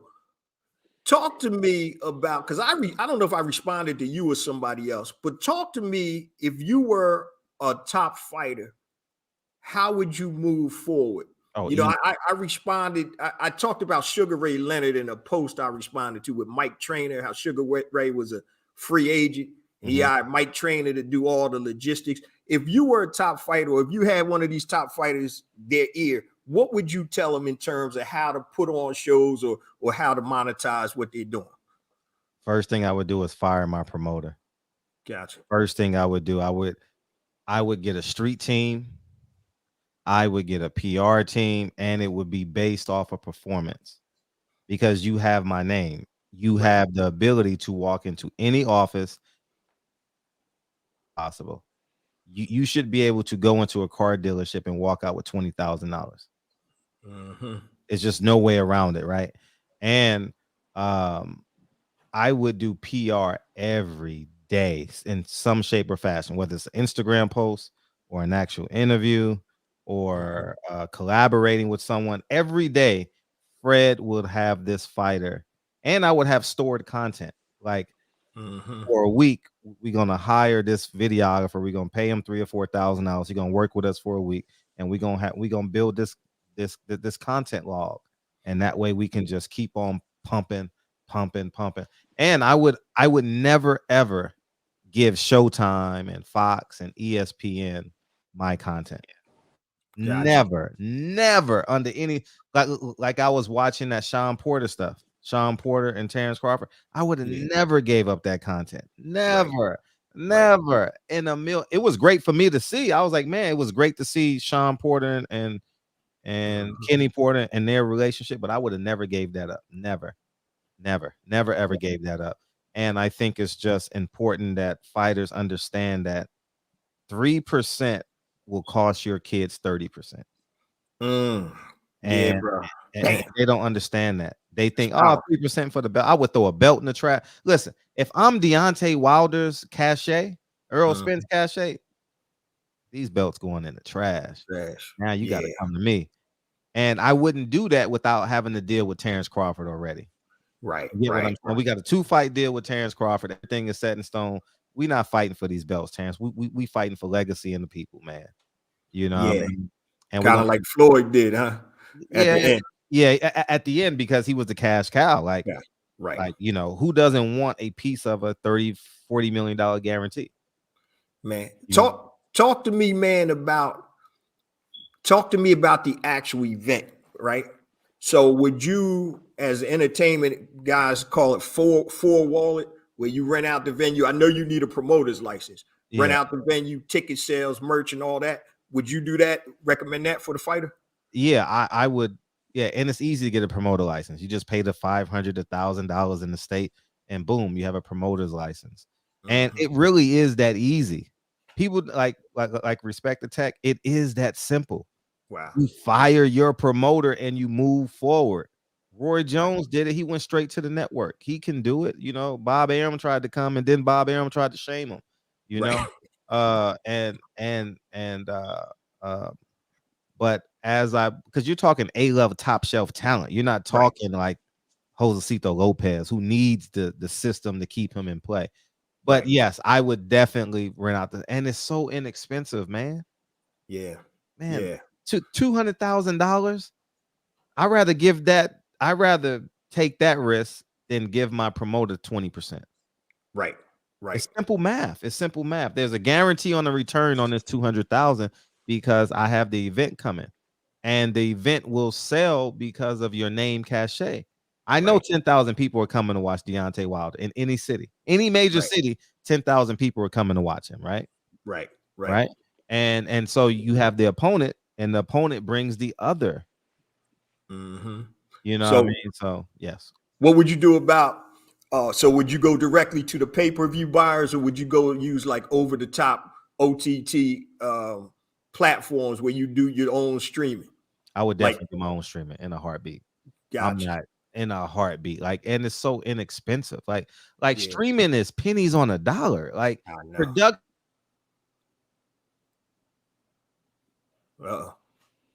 Man, he need to hold his goddamn antenna up in the air. It's bad today, but it is. But it's windy. But it's cold as hell out here, though. Yeah, it's raining and snowing. I mean, hold his modem in the air, nigga. God damn. Thurman stub his toe and be out for 2 years. Yeah, hell yeah.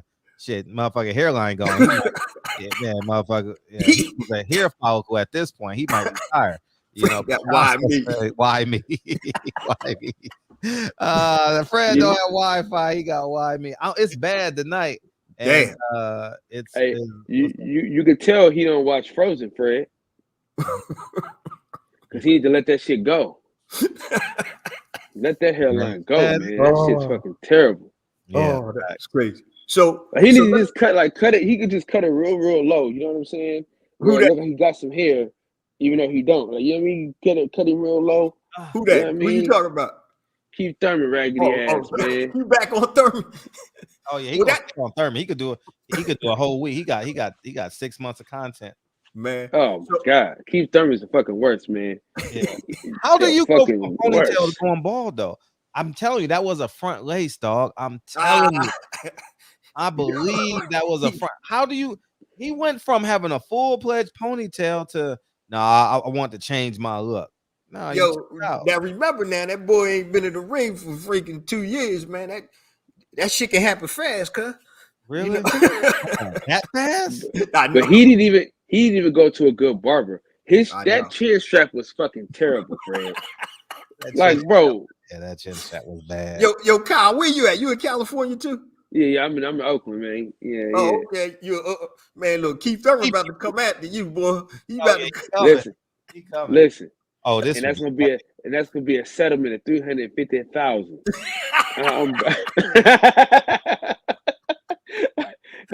You know. Listen, I told my homeboy DJ, man, just get the fuck out the way. He want to punch on him and say, "Hey, man, watch out."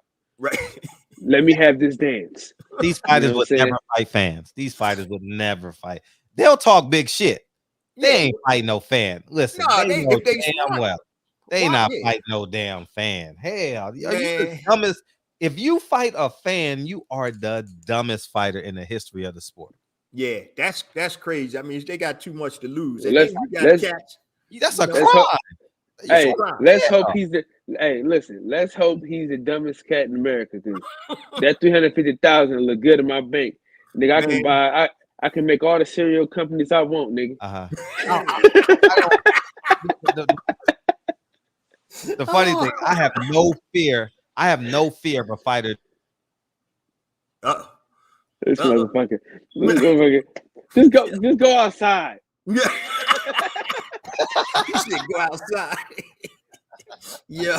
Damn. I have no fear of anybody doing it. I have no fear of no one in boxing doing anything to me, man. I just wish I could have landed that right cross on Kenny though. Yo, man. So before Fred come on the show, I said, all right, I've been watching his videos.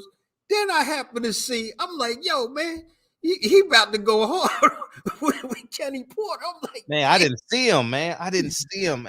And if I did see him, he wasn't in my peripheral, man. Gotcha. I would never let that, man, never. I'm not built like that, man. Yeah, I hear you, fam. I'm not built like we got to fight. And I tried every which way to get it out of him, but yeah. I seen you over there trying to get to him, man. Oh, yeah. I had a blinky on me, so I had my bag on me, so I couldn't. Right. I was scared to drop it. That was the problem. Man, you know what I mean? Why did you, if you don't mind me asking, why did y'all clash like that? Because Kenny a sucker, man. Oh, he did some sucker shit. Yeah, he a sucker. He Stone cold hoe. Yeah, he did some sucker shit we can't talk about on wax.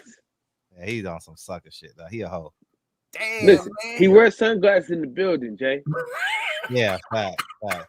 He has a beard, bro. Remember, he one of them niggas that you know what I mean. He can't be trusted. He should have squared up with me, man. I wanted that face so bad. Oh man, that face so bad. I wanted it so bad, so man. Then he hid behind a girl. Yeah, man. Oh, damn, yo, man. Yeah, Fred. Yeah, man. I don't think you can ever get in any fights anymore. But weren't you just at a fight though recently? I went to Devin Haney. Well, I'm not worried about. I don't worry about none of these dudes. I know that's right. I'm messing with you. Hell no, I don't worry about none of these dudes. I just got to get these films out because I'm inspired, and these films cost $20,000. You know, so I think that me saving $2,000 to $4,000 a month, it puts me in position to make great decisions on these films. Like, you know, I'm like, I don't have to cut costs. You know, now I can get a second camera. Now I get no press passes, man. Oh, that shit is over. That's over. Forever. No more press passes. Huh? Oh man, you on StubHub, huh? Yeah, I'm on StubHub. Hey, Jay, I'm happy. Hey, Jay, I'm gonna tell you this. He's more famous than most boxers. I believe it. Yeah, I am for sure. I'm definitely for sure. I believe it. I believe it, man. You got a lot going on, bro. You got your films. You got your platform here that's doing crazy stuff. It's going. It's going. Yeah, it's beautiful, man. I just love. We always a lot of times rely on other people's stuff, right? Mm-hmm. So social media, come on, some black person create a social media app or some shit. They talking about black Twitter. It's freaking Twitter, right? So with the advent of the technology, bro, we're able to sit here and do this across the country, across the world, right? And people can tune in, man. So I mean, there's no excuse for not telling our own stories. None. Be it podcast, video, all of that, man. So when I see brothers and sisters out here doing their thing, man, that's why I said, man, let me get Fred on here on my platform. Thank you. Yeah, bro. Because now I ain't know what you was gonna say, man. You might start swinging on me or something. I ain't know. I'm gonna tell the truth. Like I got no fear of no human being, and I appreciate and I respect that. I got no fear of. And damn, he froze up again. But the only thing he got fear of is that badass Wi-Fi. But hey, I am like this. Like, God damn, it's bad tonight. I mean, it's usually go like 2 or 3 times, but every 2 minutes. God damn. But the beauty is, man, when you own your own shit. Mm-hmm. I talk about indestructible income. You can now YouTube can shut you down, but you still can go create your own channel or your own website or whatever. Right. When you can control that, man, that's the beauty of it, man. Nobody can say, "Yo, Fred, cut that shit out, man." You know what I'm saying? They can say it, but I know you ain't gonna listen. Nah, right? People. Hey, listen. If you put okay, you're in trouble. No, man. Now that you said that, let me tell you, just how you said that, right? I asked the nigga, I said, hey man, don't make this video about this situation. He goes, okay. No, he didn't say I got you. Right. Easy. Like if he got you, either is I got you or easy. You know what I'm saying? K. Damn. That's the key words right there. You know what I'm saying? No question. Something in that area. Yeah. When he hit me with the okay, I knew. I said, this motherfucker gonna make this video. I know he is. And 5 minutes later, it was out. I said, this motherfucker. Yo, man. Oh, so I wanted to say this. I forgot to say this, man. I was just talking about platforms and controlling stuff, and then Kyle, you was talking about your cereal, right? So one of the projects I'm working on with one of my investment groups, we got a group of about 14, 15 cats, and it depends on the project. So we've been working on this for 2 years, but it's finally moving forward. And we talked about streaming. So we're trying to create, we don't have the name yet because we're working through the trademark, like a black video shopping network, just like a QVC, but it features black owned product. So Kyle, when your cereal comes out, so it'll be a live stream shopping.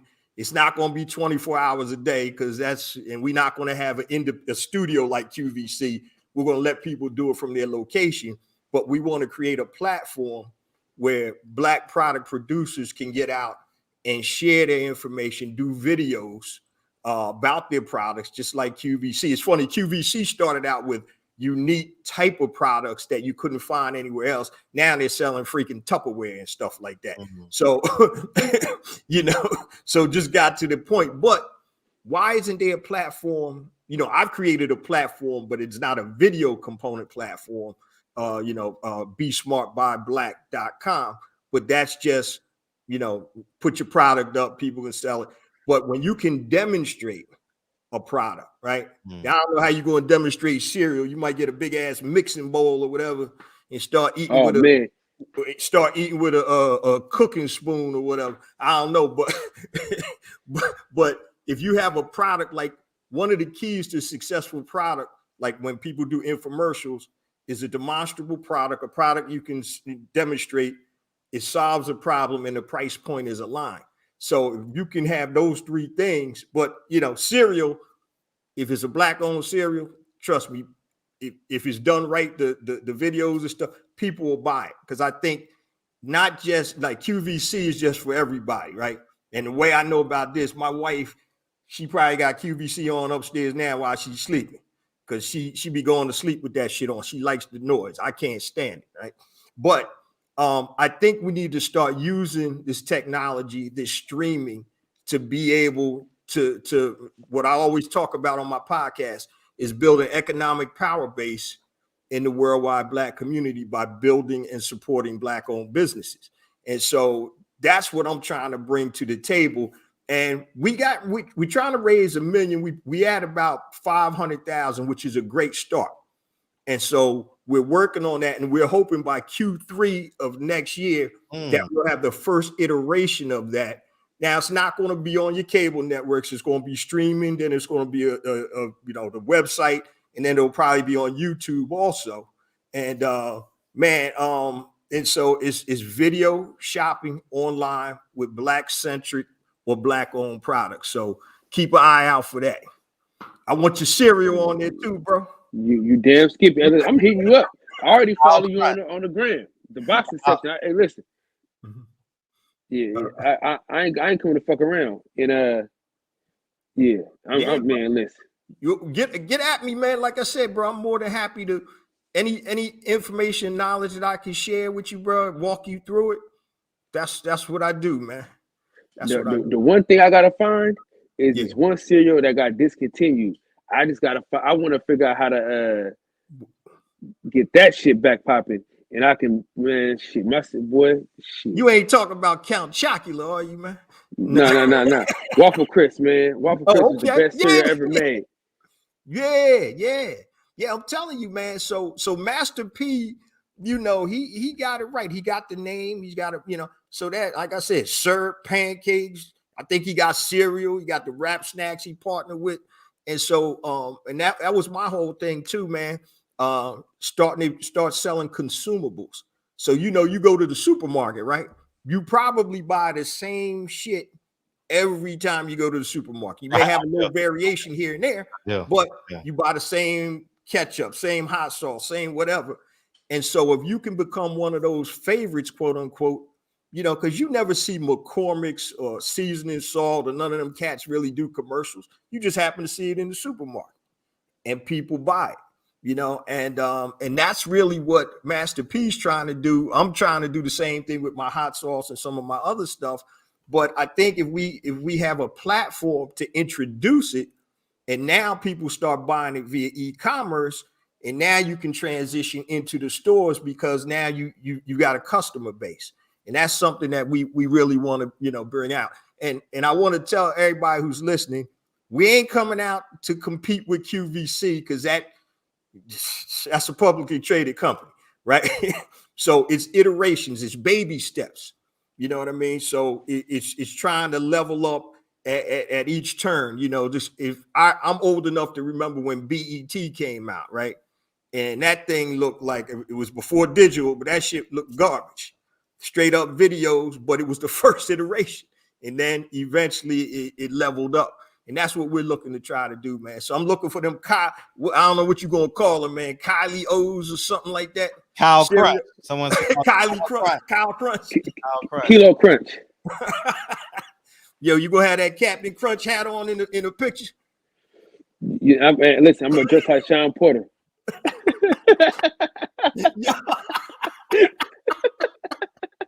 Yeah, hey, that was a fun episode, man, where we all dressed like Sean Porter. Did you get to see that episode? Oh, y'all did that? Oh, it was fun. Oh man, I gotta go back and watch. I didn't see that one. I gotta watch that. It was the Sunday after the fight. Oh, damn. Hilarious, bro. It was classic. Yo, yeah.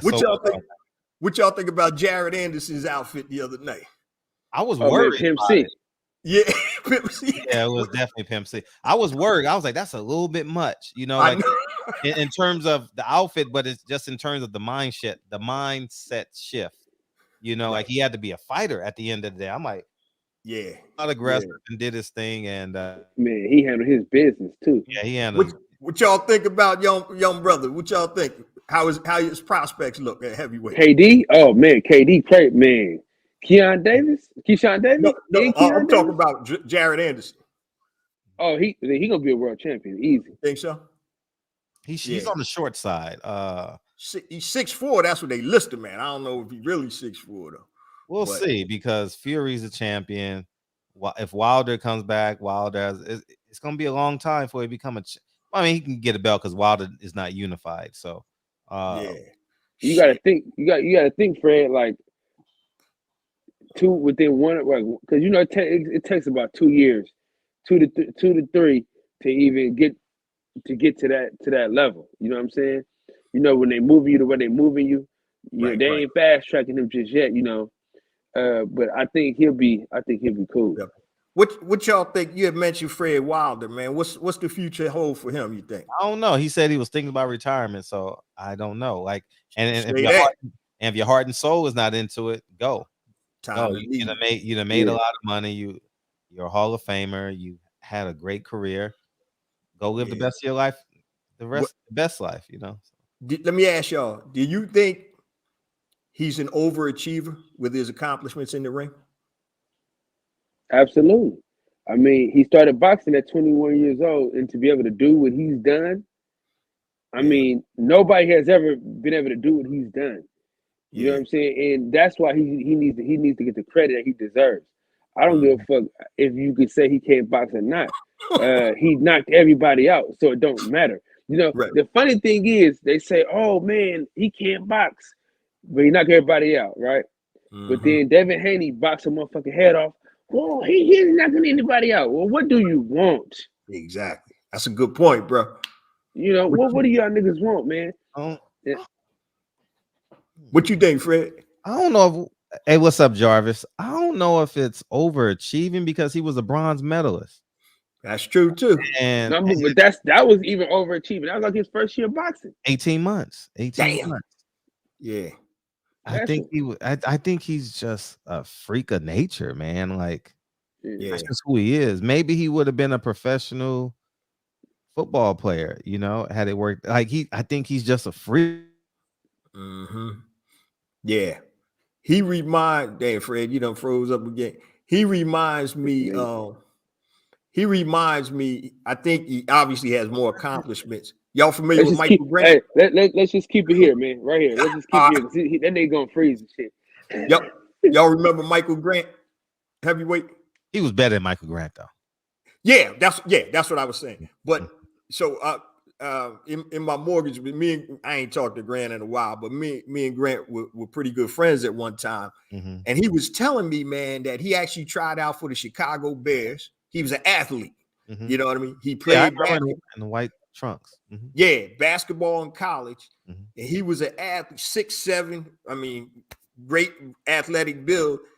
And he just couldn't get over that hump after that Lennox Lewis KO'd him in 2.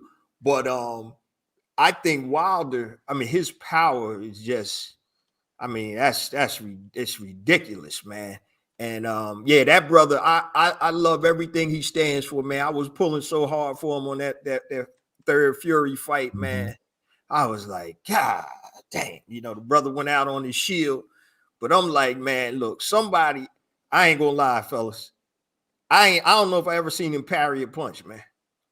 I'm like, yo, the first thing my coach taught me was freaking defense, cuz. It's about not getting your block knocked off. I'm like, yo, you ever seen him parry a punch? Shit. And I ain't talking about parrying with his face. He never had to. Yeah. That's the thing about it.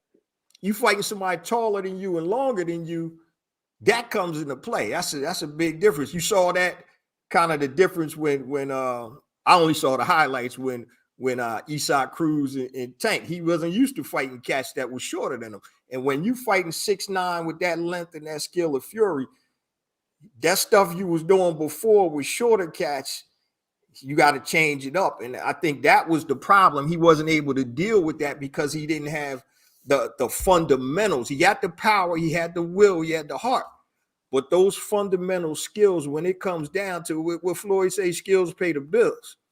And then I don't know what happened. Bro got tired after 2 rounds, it looked like, jabbing to the stomach. And I was like, shit, after that, I'm like, man, this ain't gonna end well, man. So, you know, I was pulling for him, but you know, I don't know where he goes, to be honest. I don't know where he goes from here. He can make money, but if your heart ain't in it, man, this ain't something to play with. You know, I just hope the brother, he got his money, he's got his faculties. He was a great representative, or is a great representative, right? You know, for the culture, you know, solid brother, man. So I'm just hoping that if it's time to move on, man, just move on, man, because life ain't. I tell my kids this, man. Life is all about transition. If you can't transition, then you're gonna have a screwed up life. Transition from high school to college to adulthood to children to marriage. That's all life is. You got to be able to transition. And some of these cats stay too long in that game and can't transition. And now you got cats like Meldrick Taylor. Oh my God, bro. That's awful. Brother, last time I saw him just out, probably about 5 or 6 years ago. It's like, my God. And I remember Meldrick back, he used to be out on the town, like me and my boys were out, so we used to see him all the time. Nice dude, man. But I'm like, damn, bro, this game ain't, it'll take your soul from you, brother. Take your soul from you, man. You know, it's crazy. But yeah, man, bro, it's no joke, man. How long y'all usually go on here, man? About now. Okay. Oh, damn. All right, I'm gonna stop talking then, man. Y'all you good, man. You good. We hey, listen, when we get people on the East Coast and they last this long, we don't even say nothing. We just let it go. Oh, I'm wide awake now, man. You know what I mean?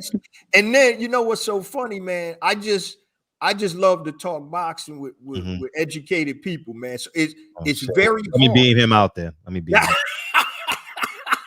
Damn, you don't cut my boy. Hey, says the man that likes Jamal James. Yo, but I'm telling you, man, having an educated conversation with good brothers and sisters that really love the sport and know it and enjoy it. Like I said, man, I don't even watch no pay-per-views with nobody except 2 of my friends, man. I can't take it, cuz. I can't take it, man. Shoot, but yeah, this is good stuff. You're an entrepreneur, so you had to deal with these niggas every day at your job. Not at all, man. Exactly. These motherfuckers walk up to me. I'm like, bro, leave me the fuck alone, man. You know, they know, oh man, that's the boxing nigga. Let me go ask him about it. I see you got all kinds of stuff in the back, man. You got gloves and all that. Oh yeah. I got some shit. Yeah. That's what's up, man. That's what's up. How'd you and Fred become friends? $3. I gave him $3 on the side of the freeway. Made his life never. And you couldn't get rid of him ever since? No. Half of that is true. Oh, half of that is true. You know what I mean?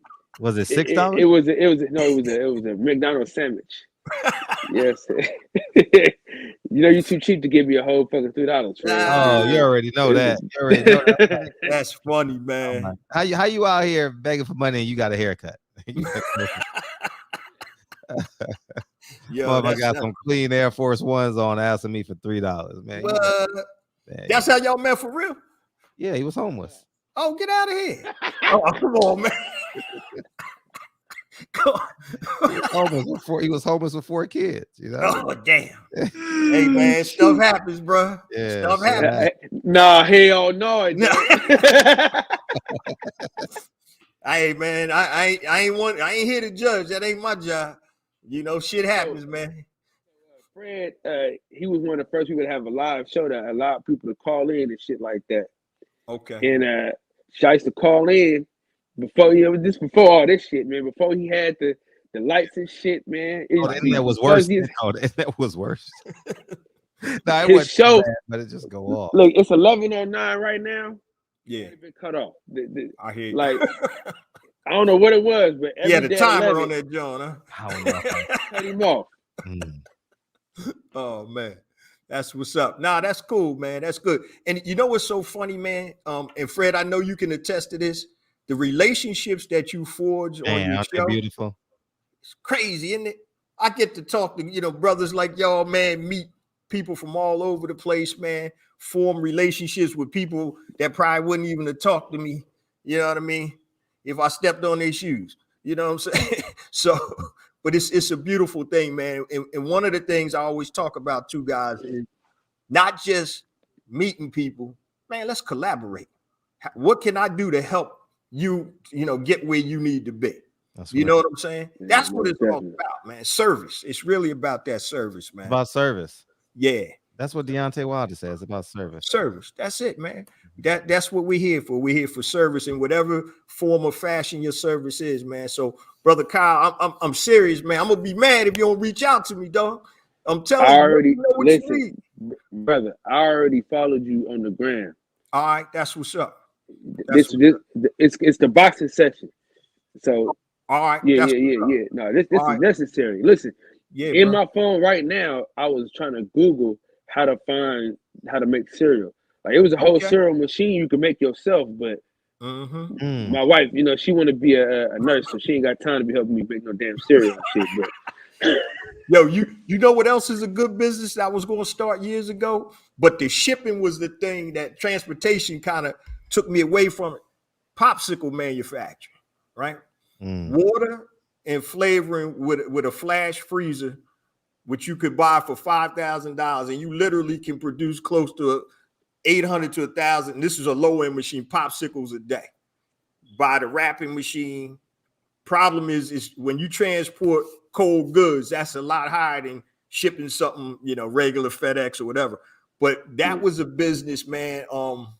Me and my kids, they were talking about doing it, so I started investigating it. But I'm like, this is a little too much.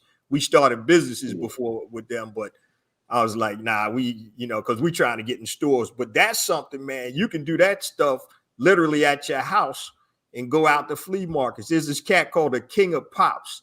I think he was started in Atlanta. He got a cold cart, but he makes his own, what he calls handcrafted popsicles with, real fruit, all that type of stuff. And he goes out in Atlanta on the streets with his cart. And now he got a couple of carts. He might have a store now, but that's a low cost business, man. That product cost, you make a freaking popsicle. The stick is the most expensive part of the freaking popsicle. Yeah. Yeah. You can do that on a Saturday. You know what I mean? Yeah. Saturday, yeah. Stuff like that, man. So man, you a fucking genius, man. What college did you go to? Temple, man. Philly, baby. Temple. John Chaney, man. Huh? John I wouldn't say it too loud, John Chaney. Yep. Bill Cosby has something to do with Well, he you know what's funny? Now, Bill speaks, he used to speak at a lot of the graduations, but one of my roommate at Temple was a ball player. Now, I'm 5'10", right? I ain't get a scholarship to Temple. I got a scholarship offers to some like D3 schools, which I knew I wasn't going pro. 5'10" shooting guard. I don't think that ain't really gonna work unless maybe Kemba Walker that plays the 1 or 2 or something like that. But so I got to meet him and know him and stuff. And Chaney, man, he was a solid dude, man. Coach Chaney. We used to have recruits come stay with us, right? I ain't gonna call some of the names because they went to the NBA. They like, yo, man, where the money at, man? Coach Chaney was like, nah, man. My roommate, Chaney don't do that. We had this one recruit that came in and ended up going to University of Arizona, first round draft pick back in the late 80s. He said he went out to Arizona, opened up a locker. He had like 10 sweatsuits, 10 pairs of sneaks with $20,000 in the shoebox. Damn. And all the women that he could handle. And he was like, yo, what y'all gonna give us? Give me. And my roommate's like, we don't do that, man. You better go back to Arizona and take that. And he went and he played in Arizona. So but Chaney was a good dude, man. Yeah. I'm that's his Instagram that I've been posting. So make sure you guys go follow him on Instagram, man. Absolutely. I padded some of my coaching game after after Cheney. 5 a.m. in the morning practices, man. Just passing the ball around. Because when I had some scrubs and they couldn't do nothing, just pass the ball around. Don't do shit else. Just keep play the passing matchup zone. That matchup zone with Mark Macon, Eddie Jones, Mark Karcher, and all them guys. Oh man, you talking about my boys over there? Yeah, man. I love Mark Karcher. See, I watched. I did this before I watched this. You know what I'm saying? A little bit. I'm a hooper through and through. You know, I was back there. I was a senior Macon's freshman year, so I was back there with Macon. Eddie Jones and Aaron McKee were a little bit after me. Who else? Timmy Perry, that's my boy. First round draft pick for the Suns. We came in together. So a lot of them cats caught the tail end of Terrence Stansberry. He was a senior. I was a freshman. And all them cats, man, you know, with my roommate playing, I mean, I just ran into Macon. I just saw him about 2 weeks ago, ran into him. So and one of my cousin is a sports agent. One of his clients is Temple's new athletic director. Oh, that's Arthur beautiful. Johnson. Yeah. That's beautiful. So the problem is the team sucks, so I ain't even going to none of the football, basketball games. But y'all had a running back came out of Temple. What was his name? Back in the day, you mean? You mean back in Paul Palmer, the Heisman runner-up? In 87 to Vinny Testaverde, or are you talking about somebody more recently? More recently. Or no, I'm talking about Villanova. Westbrook went to Villanova. Yeah, played for the Eagles. Yeah, right. Yeah, Westbrook went to Villanova. But I'm glad you brought that up. You mentioned I would love to have a conversation with Killer Mike on this platform. So if you can connect us with that, that'll be great. Most definitely. Yeah. So my connect is his PR. I'm real cool with his PR people. That's dope. So yeah, I'll try to make that happen. I'll connect y'all too. Thank you. You know what I mean? And then that way, yeah. Killer Mike was a serious dude, man. I love that brother, man. Doing positive. I'm very interested in him. I'm very interested in what makes him tick. Yeah. I mean, So it's funny, man. So you know, you interview people all the time. Mm-hmm. I got off the interview with him. He was like, man, he said, man, you asked me shit that a lot of people don't ask me. I was like, yeah, that's what I try to do. We all know what you're doing. I want to pull the curtain back. Right. You know what I mean? Right. And ask you some stuff that people don't ask you. So he good brother, man. Good brother, man. Yeah, that would be an awesome show. Yeah. So I'll definitely try to work on that first thing in the morning, man. Oh, that's love. Yeah, bro. You know, now look, I normally get up at 5 o'clock, but considering it's 2:18, I ain't getting up to about 8 tomorrow, man. Oh, so that's 5 your time, though. Yeah. So you're getting up at 5 somewhere in America. Somewhere in America, Jay Jones is getting up at 5 a.m. Yeah, man. You know, because the white girls say somewhere in America, Miley Cyrus is still twerking, but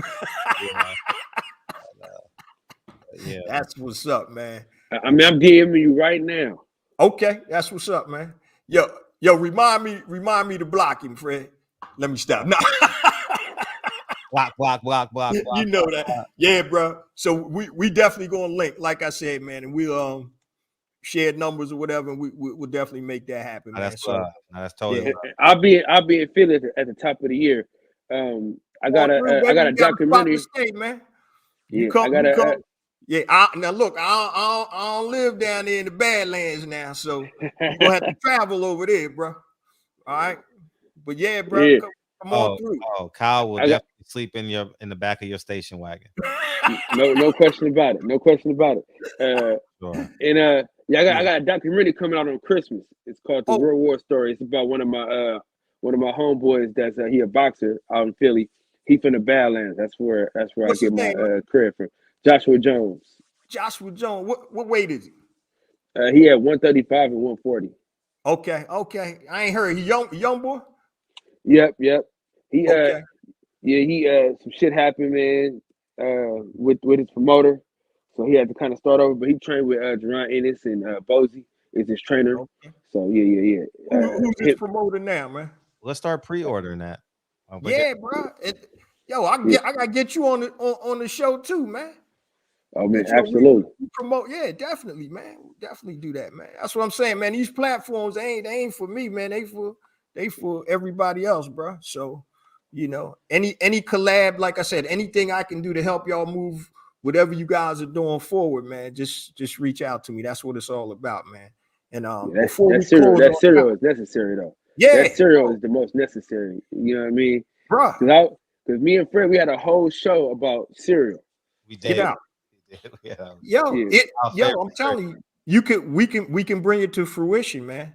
You know, but before I put my nightcap on and sign out, man, I want to thank you guys, man, having me on the platform. I appreciate it, man. Like I said, I love good boxing talk with educated brothers and sisters that know the game.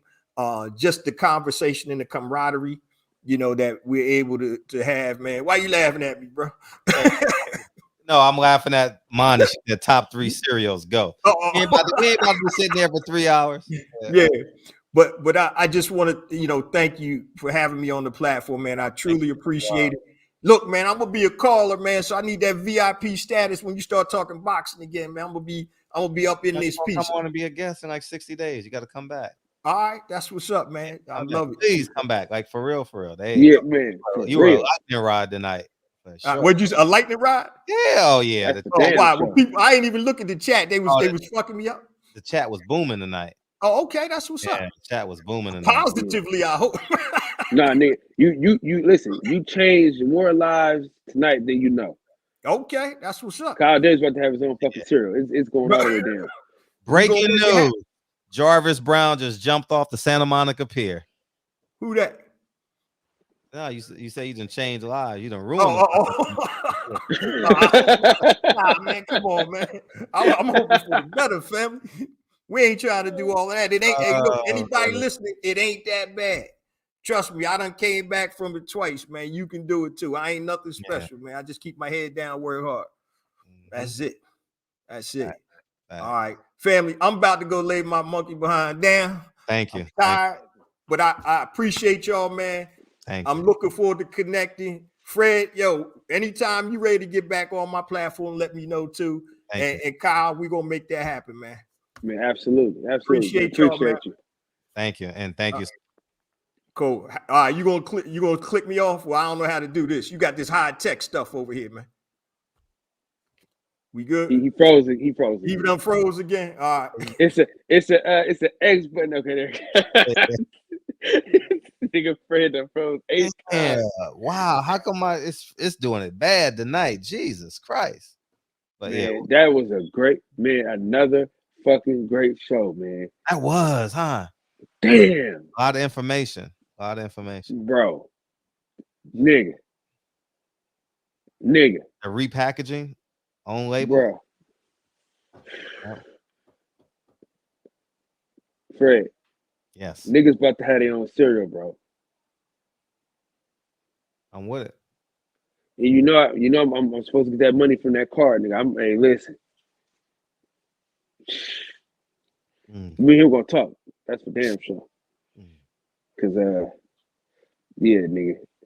If I get my own cereal, the way I be selling shit, oh man, come on. Oh yeah, tomorrow night, man, we're gonna have the Can we do it Thursday? Oh man, I done already. Damn. Who you got on tomorrow? I think I may have to make a run tomorrow. It may you or may going live tomorrow? Show tomorrow. It may or may not be a show tomorrow night. Oh shit. Yeah, I'll let you know. Yeah, let me know so I can let them know because yeah, but he he's national champion. Can we push him the next Wednesday? Whenever you don't have no guests, they can come on.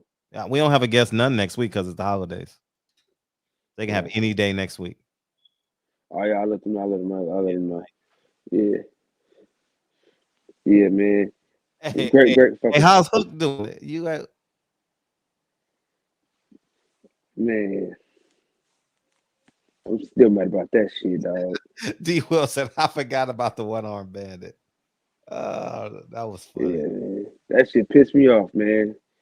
I talked to niggas today. They said they still doing an investigation. I'm trying to figure out what's taking so fucking long. But I'm trying to be patient though.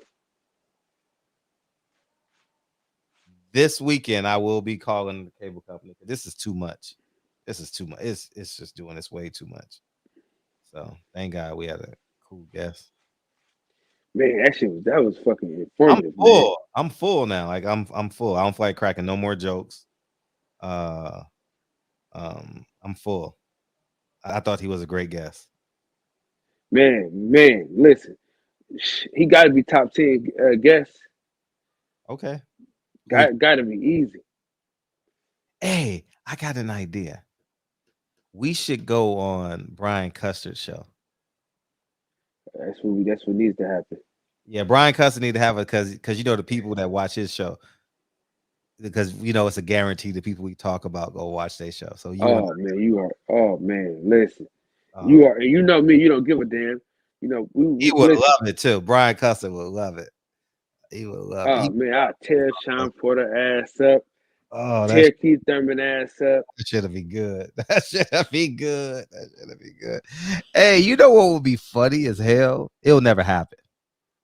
Portaway podcast versus the barbershop. Nigga, they ain't got enough swag, man. They got that swag. They ain't got enough swag, man, to fuck with us. Yeah. We too funny, man. That's the thing about it. I've never watched. I've only watched one episode of his. I tried to watch that. I tried to watch that Terrence Crawford joint y'all talking about when that guy when Sean patted the black brother on the back, I'm like, I ain't watching this shit, dog. I couldn't watch it. So that's it. Hey, LWT, I told bro to his face. Bro big as hell too. I know he big. I know he big. Yeah, I know him. I told him to his face though. Sean Porter getting knocked out tonight. That's what I told him. he did. I'm pretty sure he's a good guy. Who? I'm pretty sure he's a good guy. Most of my friends are black. What YouTube personality would you want to interview? Like in the boxing community that has a YouTube channel? I mean, just cause he the homie, Blue Blood. Blue Blood? Just cause he the homie and shit. Mm-hmm. Yeah, Blue Blood. Champ size interesting too. You know, he's never been a guest on this show, but he's interesting. He has an outlier brain. Hey, Tank, they'll get this work too. But I don't hate them as much as I hate Keith Thurman. Oh yeah, they get this work too. Canelo Alvarez definitely get this work, but it's cheating ass. Who's Alex Wesby? Who's that? I have no idea who that is. Let's Google him. Alex Wesby. You know him?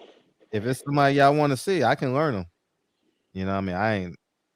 Hey, if y'all got contacts with anybody y'all want them on the show, that would be hey Charlie Zilnikov. That would be a funny ass show. That shit would be funny. That shit would be funny. How can we get a hold of him? I'm Googling names right now. Oh, Beetlejuice. Oh my God. That would be funny. Oh my God. That would be funny. That would be funny. Beetlejuice from Howard Stern.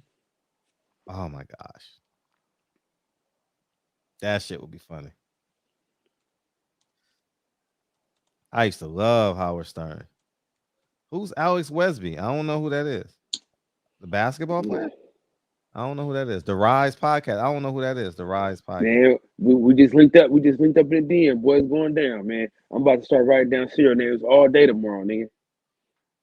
The whole day tomorrow, boy. I'm on a serial quest. Oh yeah, let's get the Rise podcast in here. Sure, let's get them in. I know who they are. Yeah, let's get them in. Corey Holcomb. We gotta get Brian Custer back in here, man. Because I want to go on Brian Custer's show. That'll be fun. We'll like that bitch up. I mean, you was already on there, man. You already made your mark. Yeah, but you got to come on with me. Yeah, absolutely. That'd be fun as hell, boy. I don't know, man. It ain't late enough though, Fred. It ain't what? His show ain't late enough, man. The show ain't let enough? It ain't late enough. It's not late enough. Like late in the day, it ain't. Oh, because you be at work. Nah, nigga, because we'll be outrageous. Yeah, I don't think we can curse on Brian Custer. I don't know what what is Craig Facts would be cool. Craig Facts is a great show. That show is dope. Craig Facts is a hell of a show. Yeah, that nigga's hilarious. Mm-hmm. So, but yeah, you ready to get out of here? You about to start your show? You can start your show on time tonight. Oh shit! For the first time in a long time. Yeah, in a long time. You're right. Listen, man. We know in the words of the great philosopher Lil E, we know that these niggas are chicken one day, feathers the next. But we gotta stay solid and keep our foots on these niggas' necks, Fred. You know what I'm saying? And in the words of the great philosopher DB, Fredro, play the song, Fred. Hey, we got to get Person Finney on this. Yeah, we got to have her on the show. Oh my God, she got a size S titties. S in real life. S. With the big old lips and shit. S. They're size S. I don't know how that works, Mark West.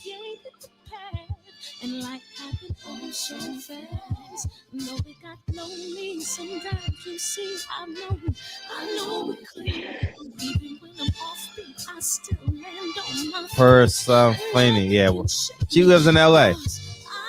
She's great friends with one of my friends. She's great friends with him. So maybe. You met her before? I've never met her, but I know Peoples Hernandez. What's up? You know Peoples Hernandez, Kenneth Berry, D. Will, Nardi, The Messenger, Mark West, Sweet Sign. You know what's up? Jean Lejeune, Chris Felton, D. Will, Chris Felton, The Messenger, Brother Code 10. What up? Struggle Boxing. Yeah. Charlie Zonderkoff will be a funny ass show. Corey Holcomb will be a hell of a show. Champion. Oh, BFTB. That'll be a dope guest. Rick Brunson, the point guard from Rick Brunson, his son is in the NBA now. Sweet Science Exam there. Champ Side. I like when Champ Side be coming up with the theories, man. He be interesting, man. Yeah, interesting brother, man. Champ Side is interesting. You gotta love him. Solid dude too. Yeah. Oh, the best. Nah, Champ Side is a. Hopefully everyone get a chance to meet him. He's a solid brother. Yeah, he's been nothing but positive to me. Nothing but positive. North Pole Fishing, you know. Jean Lejeune, The Messenger. I appreciate y'all. You know, I appreciate you, Big Tech. What's up, Cletus? Struggle Boxing. Rob G, what up? Man, it's going down, Fred. Determined to be the greatest, yeah. Bobbing and weaving, they changing up like the seasons, indigenous to the grind. So I do it for all my people. We had a hell of a guest. Dog. We had a hell of a guest, dog. He was thorough, very thorough. Tangible information. He's what we wanted Floyd Mayweather to be.